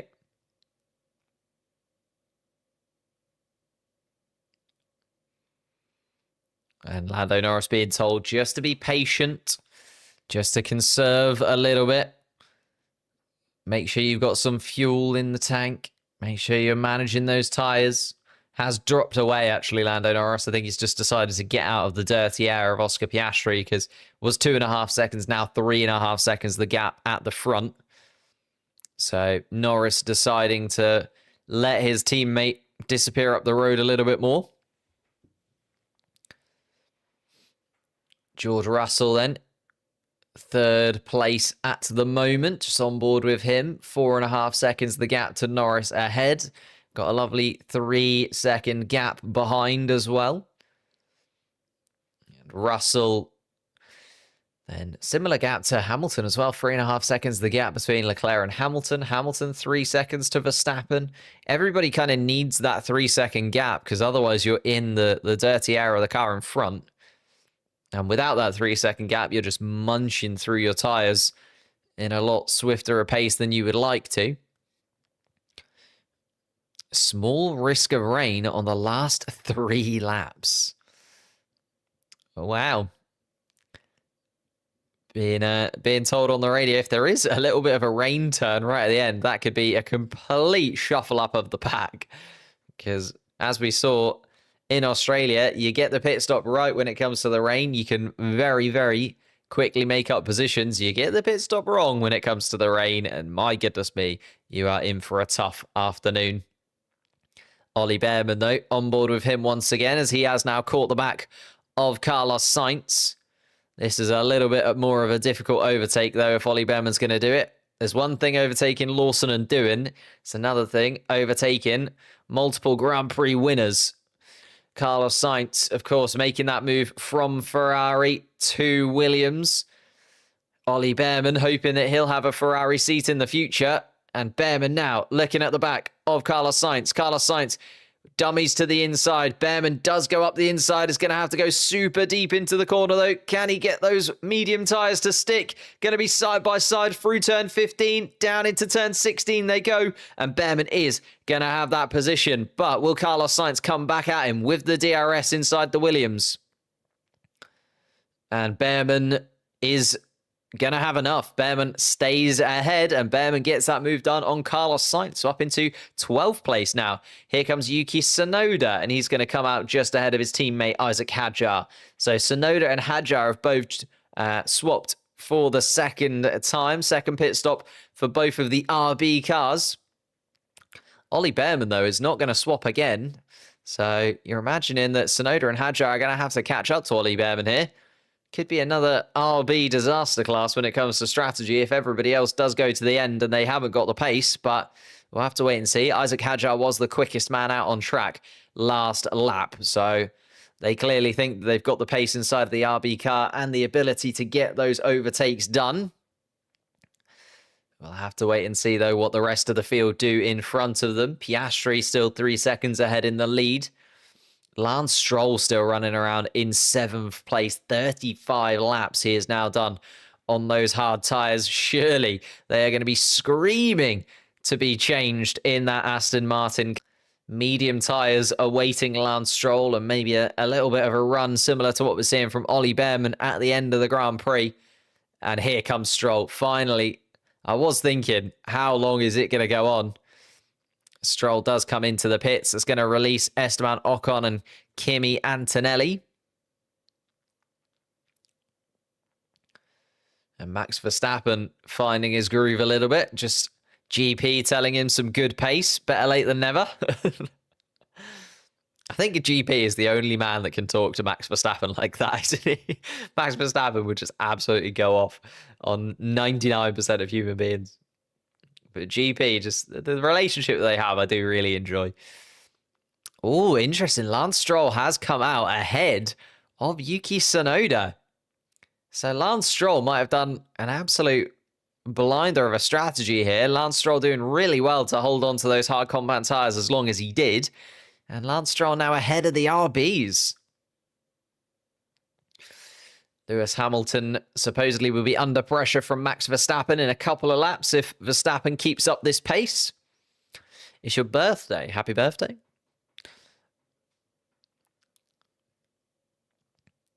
A couple of laps, though. Max Verstappen's going to be at the back of Hamilton, and Hamilton comes in. Hamilton pits, decides against that battle with Max Verstappen, and comes into the pits instead for a fresh set of tyres. And this is where the one stop versus the two stop. We've kind of waited. It's been a little bit of a weird middle sector of the race where not a lot has happened, but this is where it's going to start to develop, and this is where the tyres are really going to come into and play a real, oh, good God. Hamilton does get out ahead of Esteban Ocon. The tyres are really going to come into play here and give us a real look at where the pace is of all of these cars. But let's have a little look. Experiencing sound problems. Oh. Let me see what I can do. I'll give it a little off and on again.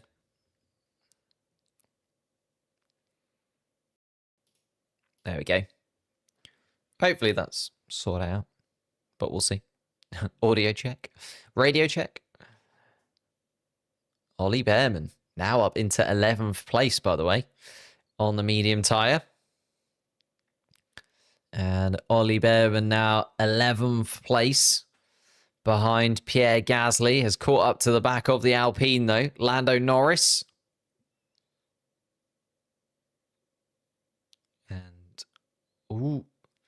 And Norris on the radio. Can see those bits of graining on the tyres. Starting to get it going. Fine for me. Oh, okay.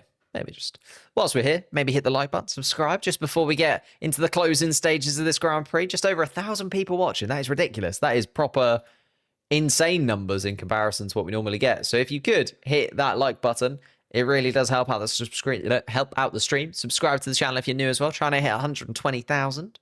Can I say your name? Correct. Is that right? Here we go then. Behrman underneath the rear wing of the Alpine. Behrman versus Gasly. Behrman's going to close in, and Behrman not quite able to get it this time around. Pierre Gasly through turn 1 just closes the door on the Haas car. He's right up under the rear wing, though, of the gearbox. And is looking very racy indeed, is Ollie Behrman. Piastri on the radio. How is the tyres? I think we can go to the end, says Oscar Piastri. So Piastri's just going to stay out and get going. So Piastri is going to go all the way to the end of the Grand Prix on these hard compound tyres by the sounds of things. George Russell was saying that he wants to do the same. It's whether or not Lando Norris will follow suit, or is he going to do something slightly different?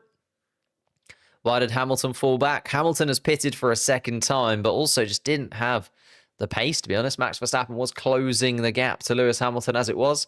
Hamilton deciding on the second stop. Has got 19 seconds to make up behind Max Verstappen in just 17 laps. So, have to see. Hamilton under a little bit of pressure to put in some lap times here. Gasly versus Behrman again. Gasly pulls to the inside. Behrman will try and swoop round turn 14. Gets up alongside Gasly. Down towards turn 16, though. And Gasly's going to close the door on Behrman once again. This battle is going to continue down towards turn 1, though. Behrman, DRS wide open again. Has pushed around the outside of the Alpine this time and has enough to get by. And Behrman now up into the point scoring position. So we could be looking at a double point scoring place for Haas here. Ollie Behrman up into the points. Ocon running around in 7th place as well. 2.5 seconds ahead of Antonelli. Alex Albon is up there in 9th place also. And that second stop for Tsunoda and Hadjar starting to look a little bit weird. Hadjar now closing in on Tsunoda. Tsunoda closing in on Doohan. And we're just sort of waiting to see how this is going to play out. Because as I say, not a lot that these cars can do.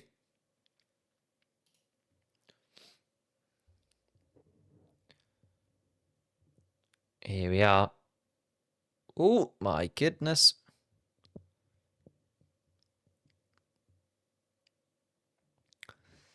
Hamilton will do it. Max might not do another pit stop is the thing here. Lewis has got some time to make up. Hamilton now 18.4 seconds behind. I don't think Max will pit again. Piastri, Norris, Russell saying that they don't want to. A little bit weird. Lewis has got the fastest lap. Yeah, you'd hope so. On a fresh set of hard tyres, but he's still got a long way to go if he is going to catch up to the back of Verstappen. It's going to be close, I think, between Verstappen and Hamilton here. Might have a little battle right at the end between those two. Ocon, 7th place right now, looking fairly comfortable. Ocon, Antonelli, and Hamilton. Ocon, Antonelli, and Albon. The 3 drivers there in the mix. Ollie Behrman, though, on the different strategy. And Behrman, 4.5 seconds adrift of Albon.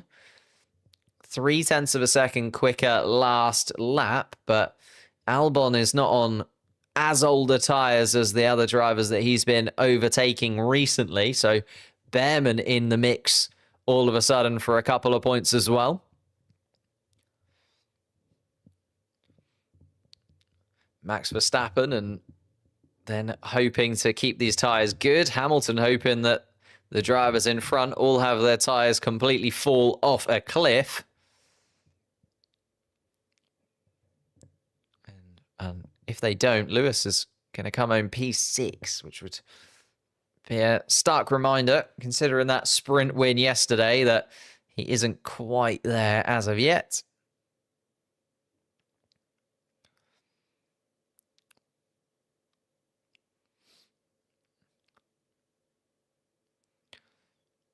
Will Joseph is lying to Lando about his tyres.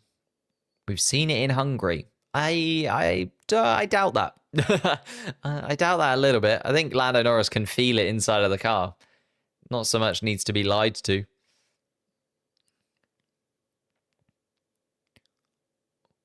Top pace now, Max. Keep going. Here we go then.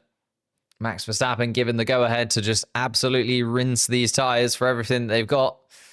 Try and get away from Lewis Hamilton. Hamilton is closing the gap. He's quicker than Verstappen by about a second a lap. But at this moment, that won't be enough. Hamilton needs a little bit more. Tsunoda to Red Bull. Tsunoda's in a little bit of a weird position because they've decided to do the second pit stop. Tsunoda's got a lot of work to do. Tsunoda's just catching up to the back of Jack Doohan. 14 laps to go, but Tsunoda's going to have to do, well, kind of what Ollie Behrman has done over the last few laps and sort of sieve through this pack fairly swiftly. Problem is, he's going to have Lance Stroll there in front of him. And Lance Stroll is on a fairly fresh set of mediums.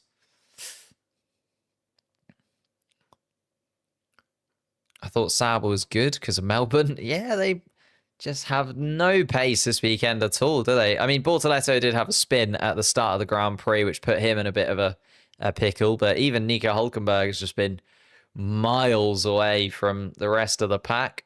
Yuki Tsunoda, DRS wide open. Jack Doohan trying to move around and break the toe. Slipstream behind the Alpine car. Tsunoda deciding against it down towards turn 14. Might have a little look down towards turn 1, though. Here comes the Japanese driver. Behind the Alpine. DRS wide open once more. Has the RB got the straight line speed? As Lance Stroll is going to make a lunge past Carlos Sainz. And Lance Stroll gets himself up into 12th place ahead of Carlos.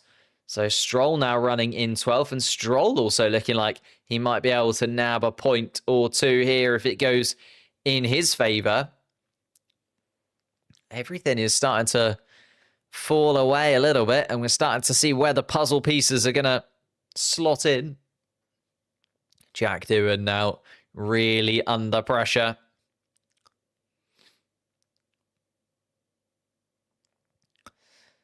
And Jack Doohan losing another half second. Hamilton takes out of Verstappen, but it's not going to be enough. There's only 13 laps left for Lewis Hamilton to be able to do this.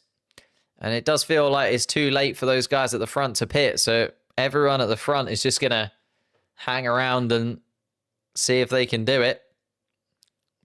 Get all the way to the end on these hard compound tyres. And Behrman up into the point scoring places, looking really good.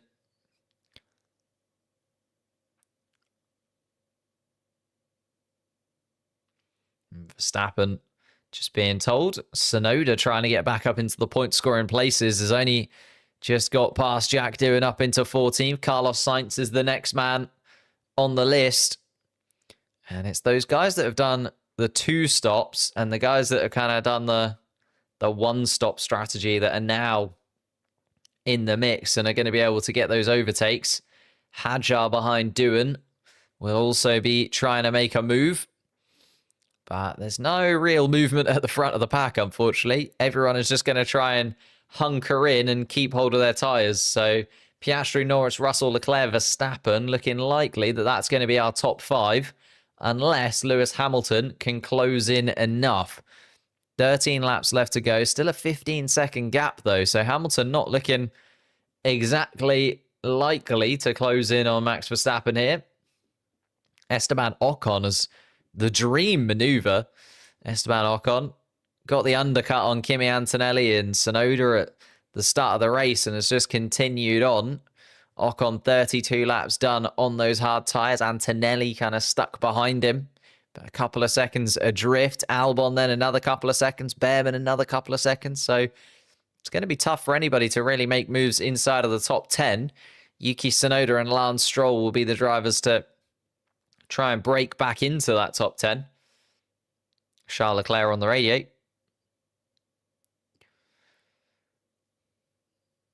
Losing some time in turn 2. And Charles Leclerc being asked to maybe not use the curb through turn 2, but Leclerc says no. Turn 2, obviously, Verstappen, they're worried about behind, but Verstappen's still 3.5 seconds adrift.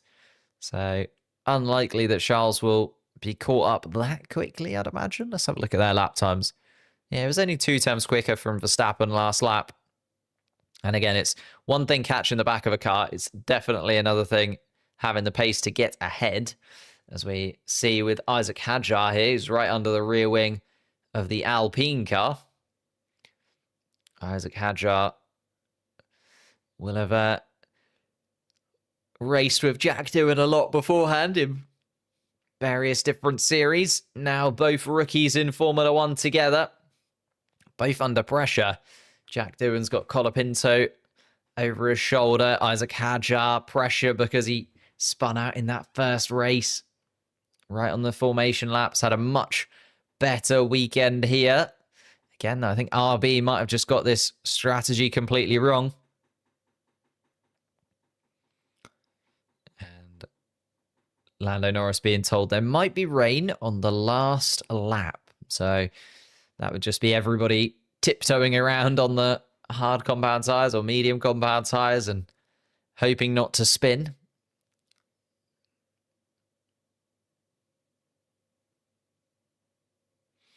And here then comes Isaac Hadjar on Jack Doohan. Going to try and peel around the outside. And Jack Doohan goes deep and pushes Isaac Hadjar wide. Jack Doohan going way too deep in that corner. Got it all wrong. And then Isaac Hadjar was pushed wide because of it. Who got to the apex first will be what the stewards are looking at. Although Isaac Hadjar will hope to get in front beforehand anyway. Oh! And Yuki Tsunoda has got front wing damage. And that is a much, much bigger amount of damage to that front wing than, say, what Charles Leclerc has got. That front wing is hanging on by a thread. What happened there for Yuki Tsunoda? It looks like it's literally just faltered. I imagine that's going to be a black and orange flag for Yuki Tsunoda, because if that bit of front wing comes off, that's going to go underneath the car itself, get shredded up into tiny little pieces, and then be a very big puncture warning for the rest of the cars out on track. And Tsunoda is starting to struggle because of that damage. Where did that happen to Tsunoda?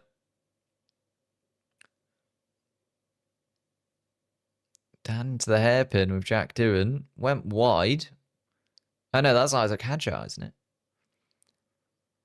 I was trying to see where this damage came from for Yuki Tsunoda. Jack Doohan and Isaac Hadjar are going to move past the RB because Tsunoda now falling away because of that damage. And that's a real shame for Yuki Tsunoda. He's had a really, really solid drive here in China. Really good qualifying. Got outdone by the strategy, unfortunately. The second stop was not what he needed. And now a third stop is definitely not what the doctor ordered. And Tsunoda asking where this damage came from, what actually happened. RB need new engineers. Yeah, RB, it's twice now in the first couple of races where they just got the strategy completely wrong, in my opinion. Tsunoda got done by strategy in Australia, now done by strategy again here in China, and also the fact that there's a bit of the front wing that's completely faltered. So a front wing change, a tyre change, and Tsunoda is going to come back out into this race, but what actually happened then? Going down the straight, it literally just burst under load. can see it. The front wing. That is super strange, though, to see that happen. Did he maybe a little bit of a fracture in there? Did he bounce around on a curb, bounce around behind somebody? I don't know. Really weird to see that, honestly. Not something you expect to see at all, but Yuki Tsunoda is now definitely not in contention for the point scoring places.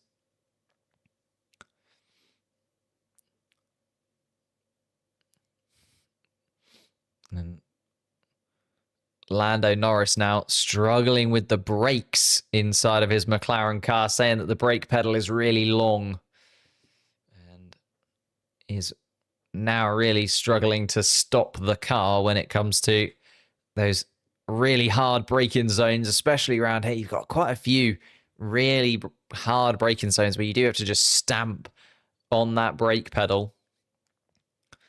Thank you for subscribing. A couple of new subscribers coming in. If you are enjoying the stream, hit that like button, hit the subscribe button. That'd be absolutely amazing. It really does help me out.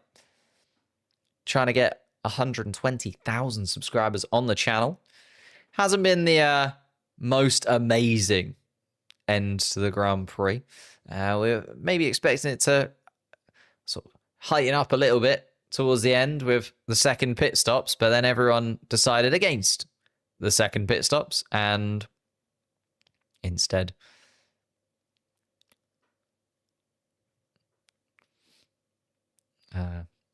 it's just the pedal going longer, and there we are. Is that reassuring? I'm not sure. But there we are.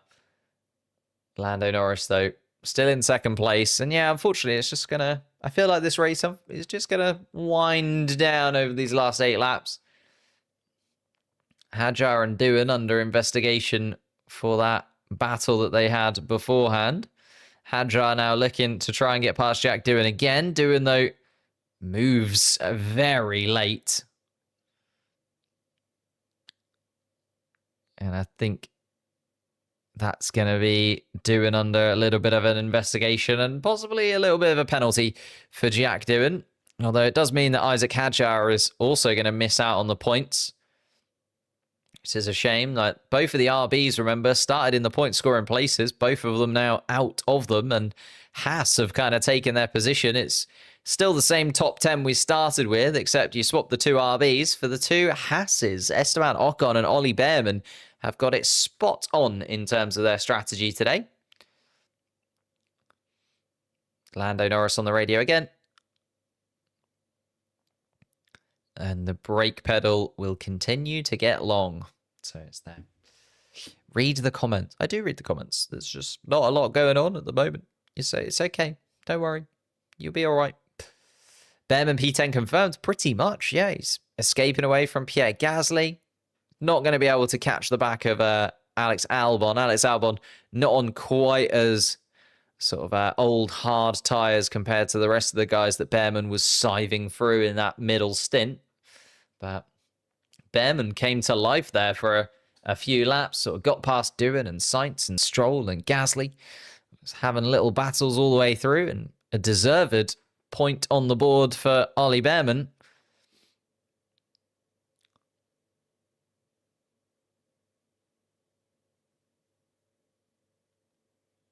And Lando Norris just being told, you need to be a little bit cautious on the brakes, is what Lando Norris is being told. The brakes starting to wane inside of that McLaren car. I mean, he's still got a 7-second gap to George Russell, so should be all okay for second place, as long as those brakes don't completely stop, giving him any ability to slow down in these corners. Hadjar and Doohan still going at it in 14th and 15th place. And Hadjar saying he's moving very late under braking. And I agree. I think Jack Doohan, especially down towards turn 14, was very, very late. And is that a confirmation? I think that might be a penalty for Jack Doohan that has just come through. Yes, it is indeed a 10-second time penalty for forcing another driver off of the racetrack for Jack Doohan. So Doohan has got himself a 10-second penalty. It's not going to change the point scoring places or anything like that.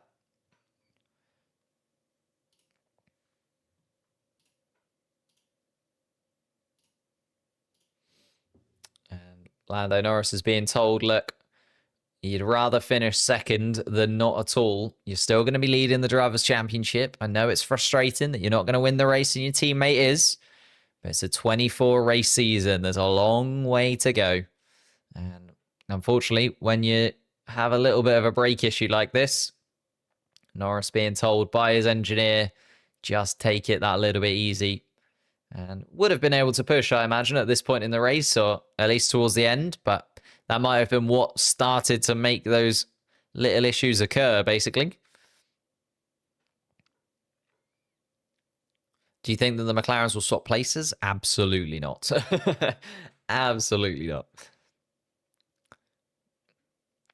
And Charles Leclerc is actually being closed in by Verstappen at this point. Verstappen has kind of come to life at the end here, and Verstappen might be able to close in on a 4th place finish. It was looking like almost guaranteed to be 6th place for Max Verstappen. Then Hamilton pitted a second time, and let's face it, the 2-stop strategy was a really bad choice for everybody who did it.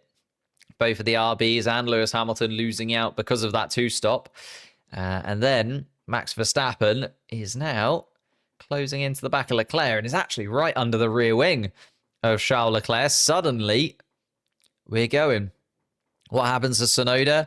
Lost loads of positions on the 2-stop and then also had damage to his front wing, so had to stop a 3rd time, dropping him all the way to the back of the pack. Here comes Max Verstappen then, and Verstappen closing in on the back of Charles Leclerc. And Max has just all of a sudden found another gear. Let's see then, can Max Verstappen make a move? Just following on this battle through turn 11 and 12, they're just coming now. Leclerc and Verstappen will likely be side by side. Has they have the Red Bull got the straight line speed to get underneath the rear wing of the Ferrari? He's going to have DRS. He's going to be in the slipstream. Lando Norris again being told to limit his brake pressure, but here comes Max Verstappen. He's not going to be limiting his brake pressure here. He's going to dive in and decides against it this time around. Charles Leclerc is safe for another day. Is he going to have a go down towards turn 1, though? Maybe he's looking at that as the opportunity to make a move instead. DRS open again. Down the maze straight they come. Max Verstappen, our current world champion, the number 1 on the car, trying to get to number 4 on the track. Gonna go round the outside of Charles Leclerc. Max Verstappen all the way through. Leclerc tries to cover it off, gets up the inside of turn 3, but Verstappen's gonna come back around the outside, hang it all the way around to the end of turn 3, and Verstappen perfectly executes an overtake. And Charles Leclerc then, that was a real sort of battle of you go this way, I'll go that way. Both of them trying to cover off what the other driver was thinking of doing. Verstappen, though, just had that extra little bit of grip to go all the way around the outside of 3 and then 4 and got that move done. Leclerc then down to 5th place and Verstappen back up into 4th, where he started today. So kind of done 56 laps and not a lot has happened in the top 6. Norris has been able to make up a position, but then hasn't really had to do much since then. Verstappen now back up to where he started. Leclerc and Hamilton have swapped places. It's been behind that where the chaos has ensued. Ocon has had a really, really good race for Haas. Still a little way to go, though. 40-odd laps completed on those hard tyres for Ocon. And it just goes to show that undercut in that first stint was where it really happened for a lot of these cars.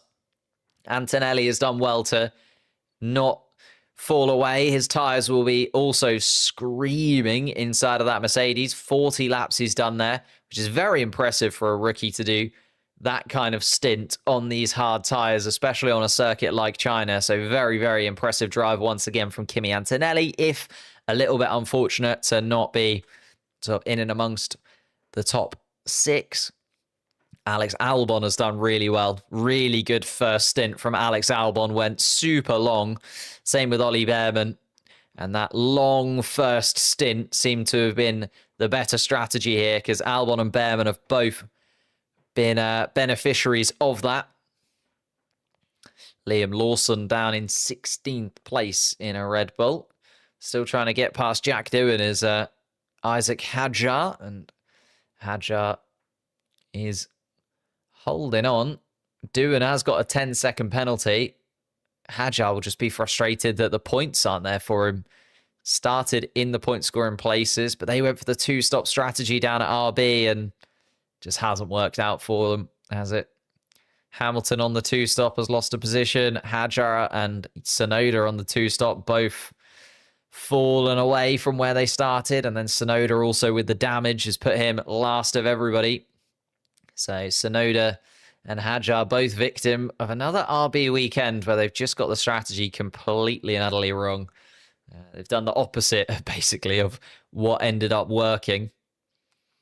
Ocon, Antonelli, Albon and Behrman have done what they needed to do to get into those points. Pierre Gasly will finish just outside of the point scoring places by the looks of things. Lance Stroll looked like he might be in the mix for the points, but Lance Stroll just hasn't been able to find the pace on the medium tyre since swapping onto them. Did really well with that first long stint, but not quite there.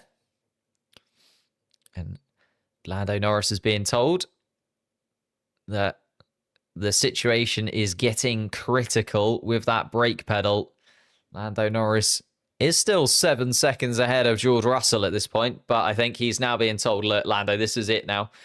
If you keep pushing it too hard, it will just eventually snap underneath you. The pedals go all the way to the floor, super long. And if Norris's brakes do fail, a second place becoming a DNF would be an absolute disaster. Here we are then. Isaac Hadjar still looking at the back of Jack Doohan's rear wing. Still going for it. You got to give it to Isaac Hadjar. Not giving up on trying to take that position out on track. But Jack Doohan with a 10-second penalty behind him.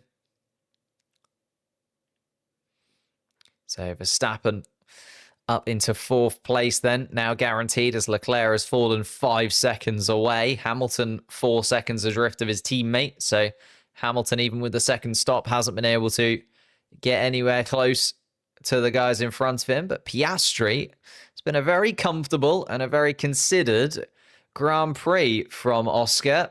Down to turn 6, just coming through the first sector is Piastri. We haven't really seen too much of him, but he's going to do it. He's going to turn his first pole position in Formula 1 into another victory in Formula 1 is Oscar today. Lando Norris taking it very easy in this final lap. Is losing a lot of pace, though, is Lando Norris. Needs to be careful that George doesn't catch up to the back of him. It's going to be a little bit of a nervous finish for Lando Norris by the looks of things, and not a nervous finish for Oscar Piastri. Piastri just coming around turn 11, 12, and 13. Norris taking it very easy through there. Luckily, Bortoletto is in the middle. And here we are then, Oscar Piastri.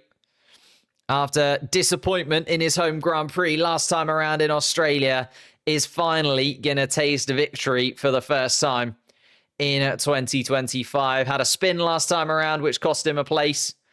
Well, good few places, but this time he's done everything that he possibly can. It is perfect from Piastri, and a pole into a win, and Piastri takes the Chinese Grand Prix victory. Here comes Lando Norris, taking it very easy on that final lap was Lando, but takes second place. George Russell rounding out the podium positions, and then Charles Leclerc is going to be the next driver to cross the finish line in fifth place. Hamilton behind in sixth place as well. Esteban Ocon is going to be the best of the rest driver for Haas. And Haas have turned what looked like it was going to be a tough weekend into a perfect strategy in this one. Ocon and Behrman are going to get a double point scoring finish for the Haas team. Antonelli and Albon between them. There goes Esteban Ocon across the line. Antonelli confirms his 8th place. Alex Albon slots in 9th. And Ollie Behrman is going to be the final point scoring position. So that is our top 10. Oscar Piastri takes the victory. Lando Norris in 2nd behind him and George Russell on the podium. Verstappen and Leclerc finished 4th and 5th. Hamilton a disappointing 6th after that sprint win yesterday. Ocon will be very, very pleased with a 7th place in his Haas. Antonelli in 8th, Albon 9th, Behrman in 10th is the point scoring places. The rest of the cars to finish, Gasly in 11th, Lance Stroll 12th, Carlos Sainz 13th, Isaac Hadjar promoted to 14th place after Jack Doohan's 10-second time penalty. Doohan will finish in 15th. Liam Lawson only 16th place for him in that Red Bull. Bortoletto and Hulkenberg had an absolute nightmare, let's be honest, inside of the Stake Sauber team cars. They were 17th and 18th. And then finally, Yuki Tsunoda at the back of the pack in 19th after that front wing failure. Fernando Alonso, the only DNF from the Grand Prix after a brake failure towards the beginning of the race. Thank you guys so much for watching. Appreciate it. If you could hit the like button on your way out, subscribe to the channel if you're new. Maybe click the link in the description. Watch one of the videos. That'd be absolutely amazing. 2,000 people here. Can maybe get 2,000 views on one of those videos. We just click that link. Chucking it your way. We will be back for the watch-alongs, of course, in a couple of weeks' time. We have a weekend respite between China and Japan, but then we're back for Japan, Bahrain and Saudi Arabia back to back to back. The first triple header of the season coming very quickly your way. Oh, Liam Lawson was within 10 seconds of Jack Doohan there, so also gets promoted. Thank you all so much for watching, though. Leave a like, subscribe, all of that good stuff, and I'll see you in a couple of weeks for the next watch-along. Piastri is the man to take victory in China.